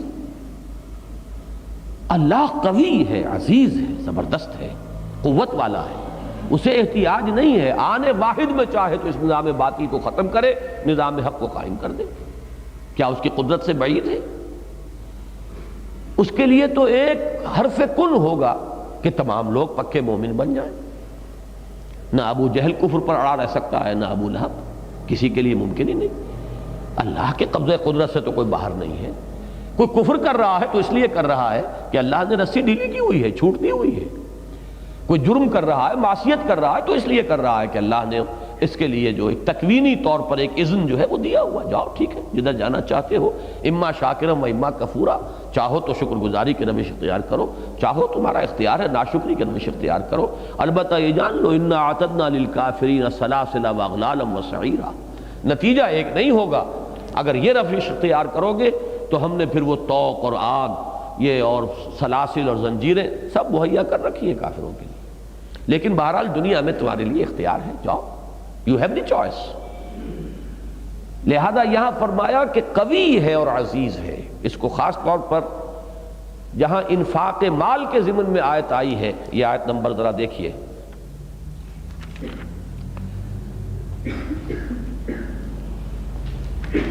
آیت نمبر 23 اور 24 ذرا دیکھیے۔ لِكَيْ لَا تَأْسَوْا عَلَىٰ مَا فَاتَكُمْ وَلَا تَفْرَحُوا بِمَا آتَاكُمْ وَاللَّهُ لَا يُحِبُّ كُلَّ مُخْتَالٍ فَخُورٍ الَّذِينَ يَبْخَلُونَ وَيَأْمُرُونَ النَّاسَ بِالْبُخْلِ وَمَن يَتَوَلَّ فَإِنَّ اللَّهَ هُوَ الْغَنِيُّ الْحَمِيدُ۔ اللہ تم سے قرض حسنہ مانگتا ہے، اللہ تعالیٰ بار بار کہتا ہے کون ہے تم میں باہمت، من ذا الذی یقرض اللہ قرضا حسنا، اللہ کو قرض حسنہ دو، لگا دو، کھپا دو جو کچھ اس نے دیا ہے اللہ کی راہ میں، اللہ کے دین میں۔ لیکن کیا تم یہ سمجھتے ہو کہ اللہ محتاج ہے، اللہ فقیر ہے؟ معاذ اللہ۔ جہاں بخل کا معاملہ آیا تھا وہاں فرمایا ان اللہ فإن اللہ هو الغنی الحمید، وہ تو منزہ ہے احتیاج سے، غنی ہے ہر اعتبار سے، وہ ہر احتیاج سے پاک ہے، اعلیٰ ہے، عرفہ ہے۔ اب اس کے لیے لفظ میری زبان پر آ رہا تھا، ہر اعتبار سے خود مکتفی ہے، اس کی کوئی غرض، کوئی احتیاج کسی دوسرے سے وابستہ نہیں ہے۔ هو الغنی الحمید، یہاں تک کہ یہ بڑا لطیف انداز ہوتا ہے، اسے حمد کی بھی احتیاج نہیں ہے، وہ تو اپنی ذات میں خود محمود ہے۔ یہ حمد جو ہے اس کی بھی اس سے ضرورت نہیں ہے کہ تم حمد کرو اس کی، وہ اپنی ذات میں خود محمود ہے، اس کی حمد ہو رہی ہے، ذرہ ذرہ کائنات کا جو ہے لگا ہوا ہے۔ وَإِن مِّن شَيْءٍ إِلَّا يُسَبِّحُ بِحَمْدِهِ وَلَٰكِن لَّا تَفْقَهُونَ تَسْبِيحَهُ، کوئی شے ہے ہی نہیں کہ جو اس کی حمد میں لگی ہوئی نہ ہو، تمہیں اس کی حمد اور تسبیح کا تمہیں اندازہ نہیں ہے، تمہیں شعور نہیں۔ تو ان الفاظ پہ توجہ کیجئے کہ جہاں انفاق مال کی بات تھی تو وہاں اللہ کے اسماء آئے فَإِنَّ اللَّهَ هُوَ الْغَنِيُّ الْحَمِيدُ، اور جہاں یہ جان کھپانے اور نقد جان ہتھیلی پر رکھ کر میدان میں آ جانے اور تصادم ٹکراؤ قوت کا قوت کے ساتھ جہاں اس کی بات ہوئی تو فرمایا اِنَّ اللَّهَ قَوِيٌّ عَزِيزٌ، اللہ خود قوی ہے، خود عزیز ہے، خود زبردست ہے، اسے کسی کی مدد کی احتیاج نہیں ہے، لیکن اسی میں تمہارا امتحان ہے، یہ موقع ہے، پروو یور ورتھ۔ بڑا پیارا جملہ ہے وہ قائد اعظم کا، مجھے وہ پورا جملہ یاد آ جایا کرتا ہے، یہ کہ 5 سال تک مسلسل دیکھتے رہے اس کو اپنے کالج میں ہال کی دیوار پر لکھا ہوا، شاید اب بھی موجود ہو۔ God has given us a golden opportunity to prove our worth as architects of a new state, and let it not be said that we didn't prove equal to the task.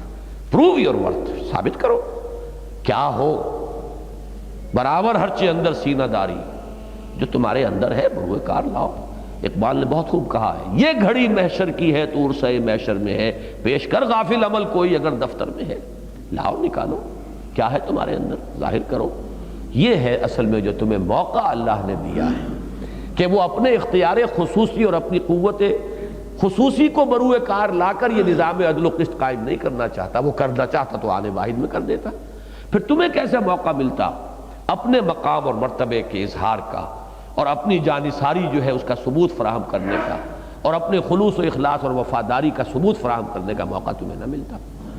تو میں نے جو آج جو وہ dynamic اور activist concept of اسلام اور ایک ریچولسٹک کانسیپٹ ایک طرف اور دنیا داری کا اس کے ساتھ صرف ایک ضمیمہ رسومات کا، اور یہ اچھی طرح سمجھ لیجئے بدعات کا یہ تومار کیوں بڑھتا چلا جاتا ہے، اس کا اصل سبب یہی ہے، جب وہ صرف ریچولز تک بات آ جاتی ہے تو پھر ریچولز کی سے انسان کی تسکین نہیں ہوتی کہ بس کیا اتنا صحیح، صرف ہم نے نماز جنازہ پڑھ لی بات ختم ہو گئی، بھائی نہیں، یہ بھی تیجا ہونا چاہیے، 5واں 7واں 10واں پھر چہلم پھر برسی، آخر یہ سب کچھ ہو، اس لیے کہ اور تو بقیہ پوری زندگی کا دین سے تعلق کوئی نہیں، وہ جو بھی کچھ پیاس ہے اندر، جیسے کہ وہ استسقاء کا مرض ہوتا ہے کہ آدمی پانی پیتا رہے پیاس نہ بجھے، تو پھر یہ رسومات کا تمار بڑھتا چلا جاتا ہے، اس کی طلب انسان میں بڑھتی چلی جاتی ہے، نئی سے نئی بدعات اور نئی سے نئی رسومات ایجاد ہوں گی، اس لیے کہ کانسیپٹ ہی جب محدود ہو کر یہاں رہ گیا۔ اسی کو میڈیکل سائنس میں ہم کہتے ہیں کہ ایک گروتھ ہوتی ہے جس میں انسانی کی پروپورشنیٹ متناسب گروتھ، یہ تو ہو رہی ہے، مسلسل ہمارے جسم کے ٹیشوز جو ہیں وہ ختم بھی ہو رہے ہیں، نئے بن بھی رہے ہیں۔ اگر کسی ایک جگہ پر کوئی ٹیشو آؤٹ آف پروپورشن گرو کرنا شروع کر دے، یہی ہے کینسر، یہی ہے نیوپلاسم، اور یہی ہے آپ کو معلوم ہے کس قدر وہ مہلک مرض ہے وہ بھی گروتھ، لیکن وہ گروتھ ہے آؤٹ آف پروپورشن۔ پورے وجود کی ایک متناسب اور متوازن اگر ہو رہی ہے ترقی اور ارتقاء اور تو ٹھیک ہے سر آنکھوں پر، لیکن کوئی ایک ٹیشو کسی ایک جگہ سے وہ آؤٹ آف پروپورشن گرو کرنا شروع کر دے، یہی کینسر بن جائے گا۔ تو در حقیقت یہ بدعات کیا ہیں، اس دین کا کینسر ہے، اور کس لیے ہیں، پیدا کیوں ہوتی ہیں؟ اس لیے کہ جب وہ دین آ گیا صرف ان تک تو پھر پیاس بجھتی نہیں ہے۔ اور واقعہ یہ ہے، جس شخص نے بھی دین کی حقیقت کو کچھ بھی سمجھا ہے، واقعہ یہ ہے کہ اسلام میں ریچولز کا دائرہ انتہائی محدود ہے۔ باقی مذاہب عالم سے آپ تقابل کیجئے، ایسے ایسے رسومات، ایسے لمبے تومار، ہندو مت میں دیکھیے اور فلاں میں اور ہر جگہ پر ریچولز اسلام میں بہت کم ہے، نہ ہونے کے برابر ہے۔ رسومات جو ہیں وہ یہاں پر دوسرے مذاہب کے ساتھ تقابل میں دیکھیں گے تو بالکل معدوم ہیں، لیکن یہ کہ اس پر جب تسلی نہیں ہوتی تو ردے پر ردے جو ہے چڑھتے چلے جاتے ہیں، اور تومار جو ہے رسومات کا وہ ایک یوں سمجھیے کہ کوئی اس کا حد نہیں ہے آخری، پھر تو اس میں اضافے ہوں گے۔ صرف یہ کہ نمازوں کے بعد کبھی تھوڑا سا ذکر ہوا کرتا تھا بلند آواز سے، اب اس پر تسلی نہیں ہوئی، اب اذان سے پہلے جو ہے وہ درود اور سلام جو ہے اس کا ہونا چاہیے، اور کچھ عرصے کے بعد آپ دیکھیں گے اس پر بھی تسلی نہیں ہوگی، پھر کچھ اور ہونا چاہیے۔ وہ تو یہ ہے کہ وہ جو البقر ہے وہ استسقاء کا مرض ہے کہ جہاں بھی کوئی اور نئی چیز انسان پیدا کرنا چاہے گا وہ ایک نئی بدعت جو ہے سامنے آ جائے گی۔ اب اس آیت کو ذہن میں رکھیے اور اب آئیے شروع سے ذرا۔ اس سورہ مبارکہ کا پہلا حصہ 6 آیات پر مشتمل ہے، اور جیسا کہ میں نے بارہا عرض کیا ہے، ذات و صفات باری تعالیٰ کے ضمن میں میرے نزدیک، میرے مطالعے کی حد تک یہ اہم ترین مقام ہے۔ البتہ صرف ترجمہ کر جائیے اور عنوانات دیکھ لیجئے جو کہ وہاں لکھے ہوئے ہیں، اس سے زائد صرف ایک بات ہوگی، اور وہ یہ کہ وہ جو اصل ہم نے اس کا عمود معین کیا ہے اس کے اعتبار سے کون سا اس حصے کے اندر اہم پہلو ہے۔ سبح للہ ما فی السماوات والارض، تسبیح کرتی ہے اللہ کی ہر وہ شے جو آسمانوں اور زمین میں ہے، وہو العزیز الحکیم، اور وہ زبردست ہے، کمال حکمت والا۔ لہ ملک السماوات والارض، اسی کی ہے اور اسی کو سزاوار ہے بادشاہی آسمانوں اور زمین کی، لام تملیک اور لام استحقاق۔ یحیی و یمیت، وہی زندہ رکھتا ہے، وہی مارتا ہے۔ وہو علی کل شیء قدیر، اور وہ ہر چیز پر قادر ہے۔ هو الاول والآخر والظاہر والباطن، وہی ہے پہلا اور وہی ہے آخر اور وہی ہے ظاہر اور وہی ہے باطن۔ وہو بکل شیء علیم، اور وہ ہر چیز کا علم رکھتا ہے۔ هو الذی خلق السماوات والارض فی 6 ایام، وہی ہے جس نے بنایا آسمانوں اور زمین کو 6 دنوں میں۔ ثم استوى علی العرش، پھر متمکن ہوا تخت پر۔ یعلم ما یلج فی الارض وما یخرج منہا، وہ جانتا ہے جو کچھ کے داخل ہوتا ہے زمین میں اور جو کچھ کے نکلتا ہے اس سے۔ وما ینزل من السماء وما یعرج فیہا، اور جو کچھ کے اترتا ہے آسمان سے اور جو کچھ کے چڑھتا ہے اس میں۔ وَهُوَ مَعَكُمْ أَيْنَمَا كُنْتُمْ، اور وہ تمہارے ساتھ ہی ہے جہاں کہیں بھی تم ہو۔ وَاللَّهُ بِمَا تَعْمَلُونَ بَصِيرٌ، اور جو کچھ تم کر رہے ہو اللہ اسے دیکھ رہا ہے، وہ خود چشمدید گواہ ہے۔ لَهُ مُلْكُ السَّمَاوَاتِ وَالْأَرْضِ، اسی کے لیے ہے آسمانوں اور زمین کی بادشاہی، ڈی جیورے بھی اور ڈی فیکٹو بھی۔ وَإِلَى اللَّهِ تُرْجَعُ الْأُمُورُ، اور اللہ ہی کی طرف تمام معاملات لوٹا دیے جائیں گے۔ یولج اللیل فی النہار، وہی پرو لاتا ہے رات کو دن میں۔ ویولج النہار فی اللیل، اور پرو لاتا ہے دن کو رات میں۔ وہو علیم بذات الصدور، اور جو کچھ تمہارے سینوں میں ہے وہ اس سے واقف ہے۔ اب ذرا عنوانات دیکھیے۔ تسبیح کے لفظی و اصطلاحی معنی، کائنات کی تسبیح قولی اور حالی۔ اب آپ کے ذہن میں آ رہا ہوگا جو بھی ان دروس میں شریک رہے ہیں، اسماء حسنہ العزیز اور الحکیم کی خصوصی اہمیت، اللہ کی تکوینی اور تشریعی حاکمیت، فاعل حقیقی اور مؤثر وحید صرف اللہ، صفات باری تعالیٰ کے ضمن میں ایک اہم بحث اور اللہ کی قدرت کاملہ۔ یہ پہلی 2 آیات میں یہ مضامین ہیں۔ پھر 4 آیات میں وحدت وجود یا وحدت شہود یا توحید وجودی، اللہ کا علم کامل اور اس کی معیت دائمی، فلاسفہ کے تصور تعطل کی نفی۔ گزشتہ درس کے بعد مضامین کی توثیق مزید۔ اس میں اس وقت اور کچھ عرض نہیں کروں گا سوائے اس کے کہ اس اصل عمود کے ساتھ اس کا کون سا حصہ سب سے زیادہ متعلق ہے۔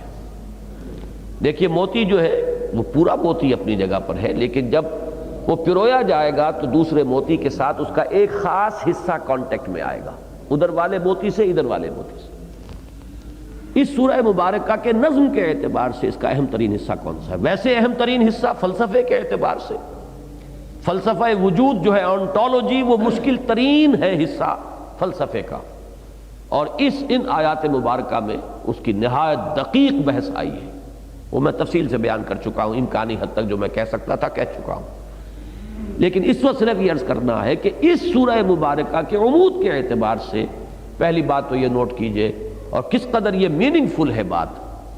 6 آیات میں ذات و صفات کا بیان آ رہا ہے، لیکن اس میں 2 مرتبہ دہرا کر یہ بات آئی، لہو ملک السماوات والارض، اس لیے کہ وہ حاکمیت خداوندی، اس کا نفاذ، اس کی تنفیذ، حکومت الہیہ کا قیام، اسی کے قانون کی تنفیذ، اسی کے عطا کردہ میزان عدل کی تنصیب، یہی تو اس کا مرکزی مضمون ہے، بادشاہ اسی کی، اور اسی کے ساتھ جوڑ لیجئے العزیز۔ یہی وجہ ہے کہ یہاں اللہ تعالیٰ کے اسماء میں سے پہلا آیا اس سورہ مبارکہ میں العزیز، وہو العزیز الحکیم، اور 25ویں آیت جس پر ہم بحث کر چکے ہیں اس میں آخری لفظ یہ آیا وہو القوی العزیز، ان اللہ قوی عزیز، یقیناً اللہ تعالیٰ قوی ہے اور عزیز ہے۔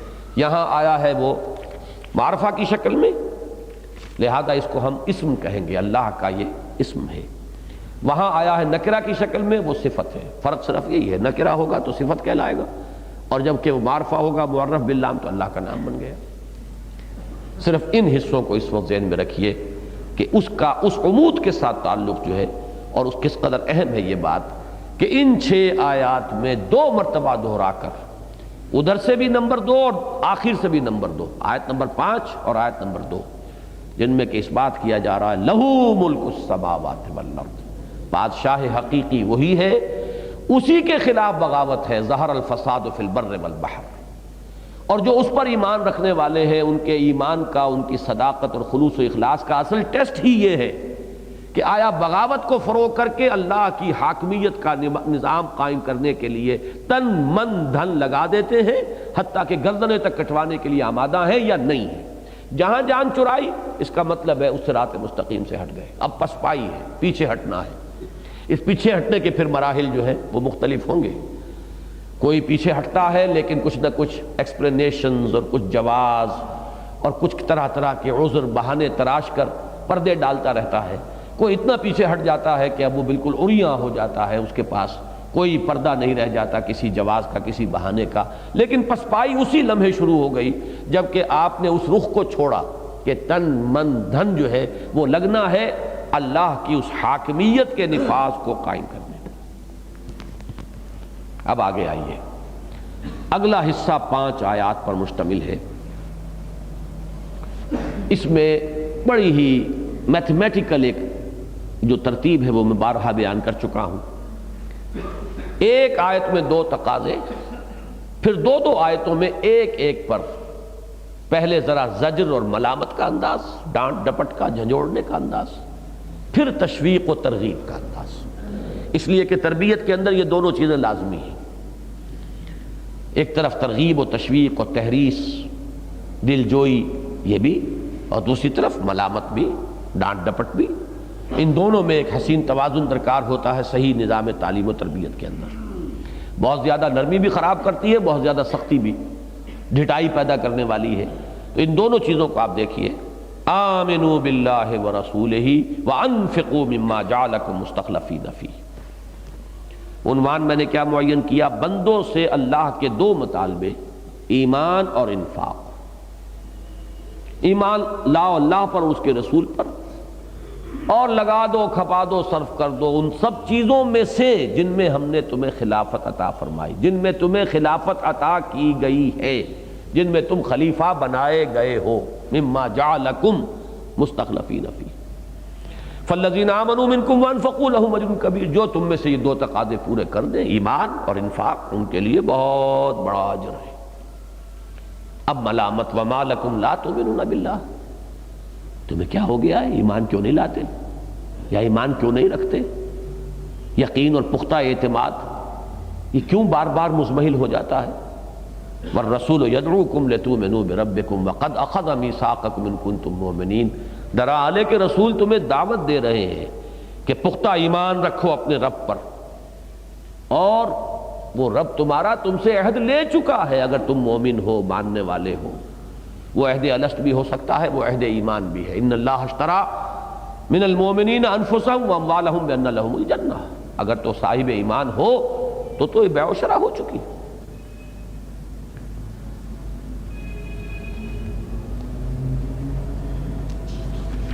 اب اس کے بعد هو الذی ينزل على عبده آیات بینات لیخرجکم من الظلمات الى النور۔ سیدھی بات یہ کہ ایمان میں کمی ہے، میری عمارت وہ ذہن میں رکھیے، جڑ تو ایمان ہے، ایمان ہی کمزور ہے تو کیا تعبیر آپ کریں گے اوپر؟ ہو ہی نہیں سکتی۔ اب اگر کسی کو یہ احساس ہو جائے کہ ایمان ہی کی کمی ہے تو پھر اس کے لیے راستہ بتا دیا، ایمان کہاں سے ملے گا؟ یہ آیات بینات ہیں۔ وہی ہے جو نازل فرما رہا ہے اپنے بندے پر صلی اللہ علیہ وسلم یہ روشن آیات، تاکہ نکالے تمہیں اندھیروں سے روشنی کی طرف۔ وہ اندھیرے کفر کے، شرک کے، الحاد کے، مادہ پرستی کے بھی ہیں، وہ اندھیرے بے یقینی اور ریب اور شک اور تزلزل اس کے بھی ہیں، وہ اندھیرے نفاق اور اللہ کی راہ میں جہاد کے مقابلے میں جان اور مال کا اور اولاد اور مال کا عزیز تر ہو جانا، یہ بھی اندھیرے ہیں۔ ان تمام اندھیروں سے نکالنے والی یہ آیات بینات ہیں۔ اب اگلی آیات میں وَمَا لَكُمْ أَلَّا تُنْفِقُوا فِي سَبِيلِ اللَّهِ، تمہیں کیا ہو گیا، کیوں خرچ نہیں کرتے اللہ کی راہ میں؟ وہاں لفظ انفاق صرف تھا مجرد، یہاں انفاق فی سبیل اللہ سے اب مزید بات واضح کر دی گئی۔ وَلِلَّهِ مِيرَاثُ السَّمَاوَاتِ وَالْأَرْضِ، آسمانوں اور زمین کی کل وراثت تو اللہ ہی کے لیے رہ جائے گی، وہی وارث حقیقی ہے۔ تمہارے پاس تو یہ تھوڑی دیر کے لیے امانت ہے، یہ امانت چند روزہ نزد ماست۔ پھر یہ کہ یہ تو جیسے آپ کو معلوم ہے صحرا کے اندر ٹیلے ادھر سے ادھر ہو جاتے ہیں، ایسے ہی یہ دولت اور یہاں کا مال و اسباب جو ہے اٹ چینجز ہینڈز، ادھر سے ادھر، ادھر سے ادھر گھومنے پھرنے والی شے ہے، جسے آپ کہتے ہیں کہ چھاؤں ہے، یہ آتی ہے اور جاتی ہے۔ لا یستوی منکم من انفق من قبل الفتح وقاتل، برابر نہیں ہے تم میں سے وہ لوگ جنہوں نے انفاق کیا اور قتال کیا فتح سے پہلے۔ اب اسی میں سے لفظ قتال آ گیا، جان کھپانا اس کی آخری منزل ہے، جنگ میں میدان میں حاضر ہو جانا۔ اولئک اعظم درجۃ من الذین انفقوا من بعد وقاتلوا، ان کے بڑے اونچے درجے ہیں ان لوگوں کے مقابلے میں جنہوں نے انفاق اور قتال کیا بعد میں۔ وَكُلًّا وَعَدَ اللَّهُ الْحُسْنَىٰ، اور سب کے لیے اللہ تعالیٰ کا وعدہ ہے بہت اچھا۔ وَاللَّهُ بِمَا تَعْمَلُونَ خبیر، اور جو کچھ تم کر رہے ہو اللہ اسے باخبر ہے۔ اب وہ ترغیب کا انداز ہے، مَنْ ذَا الَّذِي يُقْرِضُ اللَّهَ قَرْضًا حَسَنًا، کون ہے وہ باہمت، کون ہوتا ہے حریف میں مرد افکن عشق ہے مقرر لب ساقی پہ صلا میرے بعد۔ مَنْ ذَا الَّذِي يُقْرِضُ اللَّهَ قَرْضًا حَسَنًا فَيُضَاعِفَهُ لَهُ وَلَهُ أَجْرٌ كَرِيمٌ، پھر وہ اس کو بڑھاتا رہے، اس کے لیے دوہرا چوہرا کرتا رہے، اور اجر عظیم مزید اللہ تعالیٰ اسے عطا فرمائے۔ اجر کریم، باعزت اجر۔ اس حصے کا کیا تعلق ہے اس آیت کے ساتھ؟ اس میں معین ہوا ہے یہ انفاق کس کام کے لیے درکار ہے۔ مجرد انفاق اللہ کی راہ میں صدقہ بھی ہے، خیرات بھی ہے، یتیم خانہ بنوا دیا، فرض کیجئے کسی کے دل میں جذبہ ابھرتا ہے، بڑا فاؤنڈیشن بناتا ہے، کوئی ریسرچ اکیڈمی قائم کرتا ہے، کوئی اور کام کر رہا ہے، کوئی میڈیکل انسٹیٹیوٹ کھول دیتا ہے، اس سے دوائیں نئی نئی ایجاد ہو رہی ہیں، خلق خدا کی خدمت کا اہتمام ہو رہا ہے، سب کچھ ہے، کسی چیز کی نفی نہیں ہوگی۔ لیکن یہاں جو انفاق درکار ہے اس آیت کے ساتھ اس کو جوڑیے، لِيَقُومَ النَّاسُ بِالْقِسْطِ، اس نظام عدل و قسط کے قیام کے لیے جان اور مال کا کھپانا وہ ہے کہ جو یہاں مراد ہے۔ ہدف معین ہوا، اس کی منزل کیا ہے، مقصود کیا ہے، کس کام کے لیے جان اور مال کھپانے کا یہاں پر اس طرح اس انداز کے اندر تقاضا اور مطالبہ کیا جا رہا ہے۔ یہی وجہ ہے کہ یہاں لفظ ایک ہی آیا ہے، قرض حسن آیا ہے، مصدقین والمصدقات کا ذکر آگے چل کر آئے گا، یہاں نہیں آئے گا، اس لیے کہ یہاں معین کیا جا رہا ہے کہ یہ سب کچھ در حقیقت اس ہدف کے لیے، یہ لِيَقُومَ النَّاسُ بِالْقِسْطِ، یہ در حقیقت اس کے لیے مطلوب اور درکار ہے۔ اس کے بعد تیسرا حصہ، میدان حشر کا ایک نقشہ، اہل ایمان کے سامنے اور داہنی طرف انہیں وہ نور عطا ہو جائے گا، نور ایمان ان کے سامنے اور نور اعمال صالحہ داہنی جانب، اور وہ جو مشکل مرحلہ ہے جسے ہم پل صراط سے تعبیر کرتے ہیں وہ اس پر اپنی اس روشنی کی مدد سے گزر جائیں گے، اور منافقین بھٹکتے ہوئے ٹھوکریں کھاتے ہوئے رہ جائیں گے، چیختے پکارتے رہ جائیں گے اہل ایمان کو ذرا ہمارا انتظار کرو، مہلت دو، ہم بھی تمہاری روشنی سے فائدہ اٹھا لیں۔ جواب ملے گا لوٹ جاؤ پیچھے کی طرف، یہ نور وہاں کمایا گیا تھا، نور ایمان بھی بالغیب کمایا گیا تھا، وہاں تو ہر شخص مومن ہوگا، ابو جہل بھی مومن ہوگا، ابو لہب بھی مومن ہوگا، حقائق ہی سامنے ہوں گے، تو اب کون انکار کرے گا؟ ایمان تو وہ معتبر تھا جو بالغیب تھا، عمل وہ معتبر تھا جو بالغیب تھا۔ وَلِيَعْلَمَ اللَّهُ مَن يَنصُرُهُ وَرُسُلَهُ بِالْغَيْبِ، اور ھدی للمتقین الذین یؤمنون بالغیب. تو لوٹ جاؤ پیچھے کی طرف اگر ممکن ہے، وہاں سے لاؤ نور اگر لے سکتے ہو. وہ پکار کر کہیں گے کیا ہم دنیا میں تمہارے ساتھ نہ تھے؟ قالوا بلا. اب آیت کا ترجمہ کر لیجئے. پہلا نقشہ ہے اہل ایمان کا، یوم تری المؤمنین والمؤمنات یسعی نورہم بین ایدیہم وبایمانہم. جس دن تم دیکھو گے مومن مردوں اور مومن عورتوں کو کہ دوڑتا ہوا ہوگا ان کا نور ان کے آگے اور ان کی داہنی طرف. بشراکم الیوم، بشارتیں ہوں گی.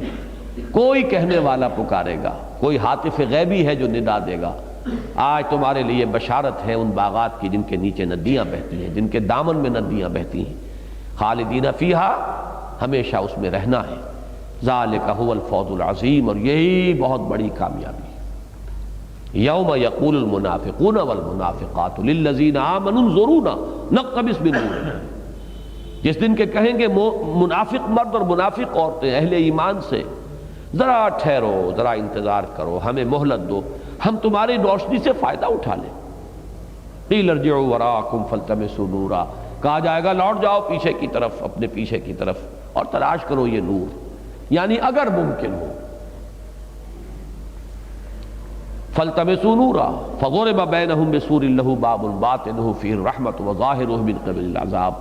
پھر ان کے مابین ایک فصیل حائل کر دی جائے گی جس کے نیچے جس میں ایک دروازہ ہوگا، اس کے اندر کی طرف اس کے باطن میں رحمت ہوگی، اور اس کے باہر کی جانب اس کے ظاہر عذاب ہوگا. پیچھے جو باہر رہ گئے وہ عذاب میں ہوں گے، اور اندر جو چلے گئے ان پر اللہ کی رحمتوں کا نزول شروع ہو جائے گا. ینادونہم الم نکن معکم، وہ پکاریں گے انہیں کہ کیا ہم تمہارے ساتھ نہ تھے؟ دنیا میں تو گڑبڑ تھے منافق اور مومن. قالوا بلا، یہاں صراحت ہے کہ وہ اب جواب دیں گے اہل ایمان. قالوا بلا ولکنکم فتنتم انفسکم وتربصتم وارتبتم وغرتکم الامانی حتی جاء امر اللہ وغرکم باللہ الغرور. کیوں نہیں تھے تو تم ہمارے ساتھی، تم نے اپنے آپ کو اپنے ہاتھوں فتنوں میں ڈالا. آج کی میری گفتگو کے حوالے سے یہ فتنہ کیا ہے؟ انحراف اس صراط مستقیم سے، اس صراط سوی سے. وہ جو کانسیپٹ ہے وہ 6 منزلہ عمارت، اس سے جہاں انحراف ہوگا. انحراف ہوگا کیوں؟ جان عزیز ہے، مال عزیز ہے، دنیا سے محبت ہے، اولاد سے محبت ہے، یہی چیزیں ہیں. تم نے اپنے آپ کو اپنے ہاتھوں فتنوں میں ڈالا، پھر گو مگو میں مبتلا ہو گئے. فتربصتم وارتبتم، پھر وہ کچھ پونجی تھی بھی یقین اور ایمان کی تو وہ پگھلنے لگی، شکوک و شبہات کے کانٹے اس میں چبھ گئے. وغرتکم الامانی، اور پھر تھپکی دی تمہیں، تم نے اپنے آپ کو امانی کے ذریعے، وشفل تھنکنگ کے ذریعے. ہم تو امت مرحوم میں ہیں، ہم تو بخشے بخشائے ہیں. نحن ابناء اللہ واحباؤہ وغرکم باللہ الغرور، اور خوب دھوکہ دیا تمہیں اس دھوکے باز نے اللہ پر. دھوکہ دیا کہ بڑا غفور الرحیم ہے، بڑا نکتہ نواز ہے، بخشنہار ہے. یہ ہے کہ جو آخری تھپکی ہے، جو خواب سے بیدار ہوتا ہے ذرا محکوم اگر، پھر سلا دیتی ہے اس کو حکمراں کی سائری. فَالْيَوْمَ لَا يُؤْخَذُ مِنْكُمْ فِدْيَةٌ، تو آج کے دن نہ تم سے کوئی فدیہ قبول کیا جائے گا، وَلَا مِنَ الَّذِينَ كَفَرُوا، نہ ان کھلے کھلے کافروں سے. گویا کہ یہاں اشارہ ہو رہا، دنیا میں تم تھے گڈمڈ اہل ایمان کے ساتھ، اب تم ملحق ہو جاؤ گے کافروں کے ساتھ. اس لیے کہ نفاق کی حقیقت یہ ہے، قانوناً وہ ایمان ہے، حقیقتاً وہ کفر ہے. نفاق ہے، نام ہی اس کا ہے. ذالک بانہم آمنوا ثم کفروا فتطبع علی قلوبہم فہم لا یفقہون. ماواکم النار، تمہارا ٹھکانہ آگ ہے، ہی مولاکم وبئس المصیر، وہی اب تمہاری ہمدرد و غمگسار ہے اور بہت ہی بری ہے وہ پھر جانے کی جگہ، لوٹنے کی جگہ، جائے پناہ. اس حصے کا تعلق اچھی طرح سمجھ لیجئے کہ وہ جو انحراف ہے وہ پھر کدھر لے جاتا ہے آدمی کو، جسے میں نے کہا تھا سنکس ٹو دی باٹم. کہاں تک وہ جائے گا اور کیا اس کا انجام ہوگا. اور یہ نفاق کی حقیقت واقعہ یہ ہے کہ سمجھ میں نہیں آ سکتی جب تک یہ ڈائنامک کانسیپٹ آپ کے سامنے نہ ہو دین کا. عام طور پر تصور یہ ہے کہ منافق وہ ہوتے ہیں جو دھوکہ دینے کے لیے ایمان لائے ہوتے ہیں، انہیں شعور ہوتا ہے اپنے نفاق کا، حالانکہ بہت کم پرسنٹیج ہوتی ہے منافقین کی جو اس کیٹیگری کے اندر آتے ہیں۔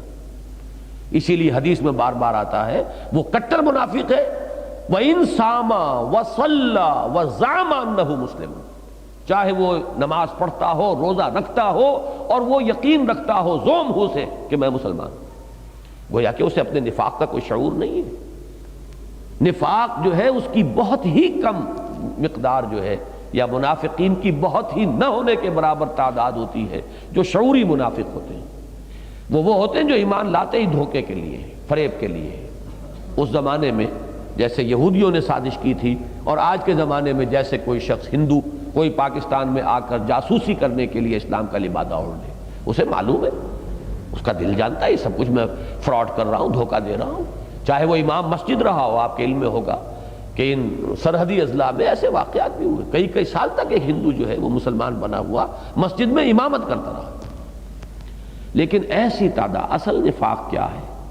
جب تقاضے دین کے سامنے آتے ہیں، وہ جو میں نے تیسرا جو تیر کی طرح اوپر جانے والا مسئلہ ہے، جب ہمت جواب دیتی ہے، جب تزلزل آتا ہے، عزیمت کی کمی ہوتی ہے، معاملہ وہ ہوتا ہے کہ دنیا کھینچ رہی ہے اور یہ محبتیں جو ہے پاؤں میں بیڑیاں ڈال رہی ہیں اور ادھر جو ہے چلنے میں روک رہی ہیں، تذبذب میں آگے اگر تو ہرچہ باد آباد ہے، اب تو انسان جائے گا، ہرچہ باد آباد ماں کشتی درا بنداختے، اگر یہ نہیں ہے تو کچھ جھوٹ بولنا شروع کرے گا، جھوٹ کے اوپر پھر جھوٹی قسموں کے پردے ڈالے گا، پھر یہ کہ اندر اس کے بغض بھی پیدا ہو جائے گا۔ یہ بے وقوف لوگ ہیں، یہ لوگ فینیٹکس ہیں، انہیں کچھ اپنے خیر کا شر کا پتہ نہیں، اور اسی طریقے سے ہم کو ان پاگلوں کی طرح تو نہیں ہو سکتے، لیکن اس کے باوجود وہ یہ سمجھتے ہیں کہ یہ غلط ہے، ہم غلط نہیں ہیں۔ چلنا چاہیے دین کے راستے پر بھی توازن کے ساتھ چلنا چاہیے، آخر حقوق اللہ کے ساتھ حقوق العباد بھی تو ہیں۔ یہ ساری بحث اور یہ سارے فلسفے جو ہیں وہ در حقیقت اسی چیز کے لیے کہ انہیں شعور نہیں ہے، انہیں شعور یہ ہے کہ یہ غلط کر رہے ہیں، they are overdoing the mark, یہ لوگ جو ہے یہ کچھ بہت زیادہ آگے نکل گئے ہیں، یہ حد سے تجاوز کر رہے ہیں، ان لوگوں کے اندر بہت زیادہ تحور آ گیا ہے، بہت ہی ان کے اندر جو ہے وہ اس معاملے کے اندر یعنی ہر طرح کی مصلحت سے چشم پوشی جو ہے، تو یہ غلط طریقہ ہے۔ آدمی کو چلنا چاہیے دائیں بائیں دیکھ کر، مصلحتوں کو دیکھ کر، توازن رکھتے ہوئے۔ سارے فلسفے یہ ہوتے ہیں ان کے دل میں، وہ سمجھتے ہیں انؤمن کما آمن السفہاء، کیا ہم ایمان لائیں ان بے وقوفوں کی طرح؟ یہ تو پاگل ہے، ان کو تو کوئی اپنے نیک بد کا، خیر کا، شر کا شعور نہیں رہا، بھلے برے کی پہچان نہیں رہی۔ یہ ہے بات اچھی طرح سمجھنے کی کہ نفاق کی حقیقت سمجھ میں نہیں آ سکتی، وہ ایک علیحدہ صاحب کے ذہن میں حیولہ رہے گا منافق کون ہوتا ہے، آپ اسے پہچان ہی نہیں سکتے جب تک کہ یہ کانسیپٹ، ڈائنامک کانسیپٹ سامنے نہ ہو۔ اصل نفاق یہاں سے وجود میں آتا ہے کہ جب ہمت جواب دینے لگتی ہے، جب آدمی مذبذب ہو کر رہ جاتا ہے، جب متربص ہو جاتا ہے، تیل دیکھو، تیل کی دھار دیکھو، ذرا بچ بچ کر چلو، جس کو کہ سورہ حج میں کہا ہے وَمِنَ النَّاسِ مَن يَعْبُدُ اللَّهَ عَلَىٰ حَرْفٍ، کنارے کنارے چلو، ذرا گہرے پانی میں مت جاؤ، ذرا بچ کر چلو، اپنا تحفظ جو ہے، سیفٹی فرسٹ، تو بچا بچا کے نہ رکھ اسے تیرا آئینہ ہے وہ آئینہ کہ شکستہ ہو تو عزیز تر ہے نگاہ آئینہ ساز میں۔ تو یہ بات جان لیجئے کہ یہ نفاق کی حقیقت سمجھ میں نہیں آ سکتی اگر یہ ڈائنامک کانسیپٹ جو ہے دین کا وہ سامنے نہ ہو۔ اس سے انحراف ہے یہ کہ جس سے کہ یہ سارے مدارج اور مراحل از خود پھر پیدا ہوتے ہیں۔ اب اگلا حصہ ہے، ذرا پڑھ ہی لیجئے، ہم نے کیا عنوانات مقرر کیے تھے۔ تیسرے حصے کے عنوان تھے بندوں سے اللہ کے دو مطالبے، ایمان اور انفاق، ضعف ایمان پر نکیر و ملامت، ایمان کے منبع اور سرچشمے کی جانب رہنمائی، جان اور مال کھپانے میں سستی پر ملامت، فتح سے پہلے اور بعد انفاق و جہاد کے اجر و ثواب میں فرق، غیرت ایمانی کو چیلنج، میدان حشر میں ایمان و انفاق کے نتیجے کا ظہور یعنی عطاء نور۔ اچھی فہرست یہ بن گئی ہے۔ اگلا سیکشن میدان حشر میں منافقین کی درخواست و فریاد اور اہل ایمان کا جواب، مرض نفاق کے مدارج و مراحل۔ یہ میں عرض کر چکا ہوں کہ عظیم ترین آیات میں سے ہے وَلَكِنَّكُمْ فَتَنْتُمْ أَنفُسَكُمْ وَتَرَبَّصْتُمْ وَارْتَبْتُمْ وَغَرَّتْكُمُ الْأَمَانِيُّ حَتَّىٰ جَاءَ أَمْرُ اللَّهِ وَغَرَّكُمْ بِاللَّهِ الْغَرُورُ۔ یہ 5 الفاظ کے اندر ایک پوری داستان ہے، پوری وہ نفسیاتی جو ہے سفر جو اس انحراف سے لے کر نفاق کی آخری منزل تک ذرا سا راستہ علیحدہ ہوا ہے، پگڈنڈی ذرا سی مڑتی ہے، لیکن آگے بڑھتے بڑھتے پھر فاصلہ بے انتہا ہو جاتا ہے۔ اب اس کے بعد اگلا سیکشن ہے، 4 عنوانات اس کے میں نے معین کیے ہیں، پہلے وہ پڑھ لیں تاکہ سہولت ہو جائے۔ تاخیر و تعویق کے شیطانی پھندے سے نکلنے کی ترغیب، یعنی اگر کسی کو شعور ہو جائے کہ میں تو اس مرض میں مبتلا ہوں، ٹی بی کی انفیکشن مجھے ہو چکی ہے لیکن علاج میں تاخیر کر رہا ہے، تو پہلے اس پر روکا۔ الم یان للذین آمنوا ان تخشع قلوبهم لذکر اللہ وما نزل من الحق ولا يكونوا كالذین اوتوا الکتاب من قبل فطال علیہم الامد فقست قلوبهم وکثیر منهم فاسقون۔ کیا وقت نہیں آ گیا ہے اہل ایمان کے لیے کہ جھک جائیں ان کے دل اللہ کی یاد میں اور جو کچھ نازل ہوا ہے حق میں سے اس کے سامنے، اس لیے کہ ایمان تو وہیں سے ملے گا۔ وَلَا يَكُونُوا، اور نہ ہو جائیں ان لوگوں کے مانند جن کو کتاب دی گئی تھی پہلے تو ان پر ایک طویل مدت گزر گئی، دراز ہو گئی مدت ان پر، فَقَسَتْ قُلُوبُهُمْ، تو ان کے دل سخت ہو گئے، وَكَثِيرٌ مِّنْهُمْ فَاسِقُونَ، اور ان کی اکثریت یا ان میں کثیر تعداد فاسقین پر مشتمل ہے۔ یہ ہے وہ تاخیر و تعویق کے پھندے سے نکالنے کے لیے اللہ تعالیٰ نے کہ کس چیز کے منتظر ہو، کیوں نہیں اصلاح پر کمر کس لیتے، کیوں نہیں فوراً واپسی کا سفر اختیار کرتے۔ تم آ گئے جسے ایڈرفٹ کہتے ہیں، ہٹ گئے ہو منزل سے، ذرا انحراف ہو گیا ہے، فوراً مڑو، واپس آؤ، لوٹو، صحیح راستے پر آؤ، صحیح شاہراہ پر آؤ۔ اب اس کے بعد دوسرا عنوان ہے طالب خیر کے لیے امید افزا پیغام۔ اعلموا ان اللہ یحیی الارض بعد موتها قد بینا لکم الآیات لعلکم تعقلون۔ تاخیر و تعویق کے بعد شیطان کا دوسرا پھندا کیا ہوتا ہے؟ مایوس کر دینا۔ بہت بڑا مرض ہے یہ، اعضاء شل ہو جاتے ہیں، قوا جواب دے جاتے ہیں، ہمت نہیں رہتی۔ اس مایوسی کا علاج اعلموا ان اللہ یحیی الارض بعد موتها، اگر تمہیں اپنی دلوں کی سرزمین مردہ نظر آ رہی ہے تو مایوس نہ ہو، جان لو اللہ تعالیٰ زمین کو اس کے مرنے کے بعد زندہ کر دیتا ہے۔ قد بینا لکم الآیات لعلکم تعقلون، ہم نے تو تمہارے لیے اپنی آیات کو واضح کر دیا ہے تاکہ تم عقل سے کام لو۔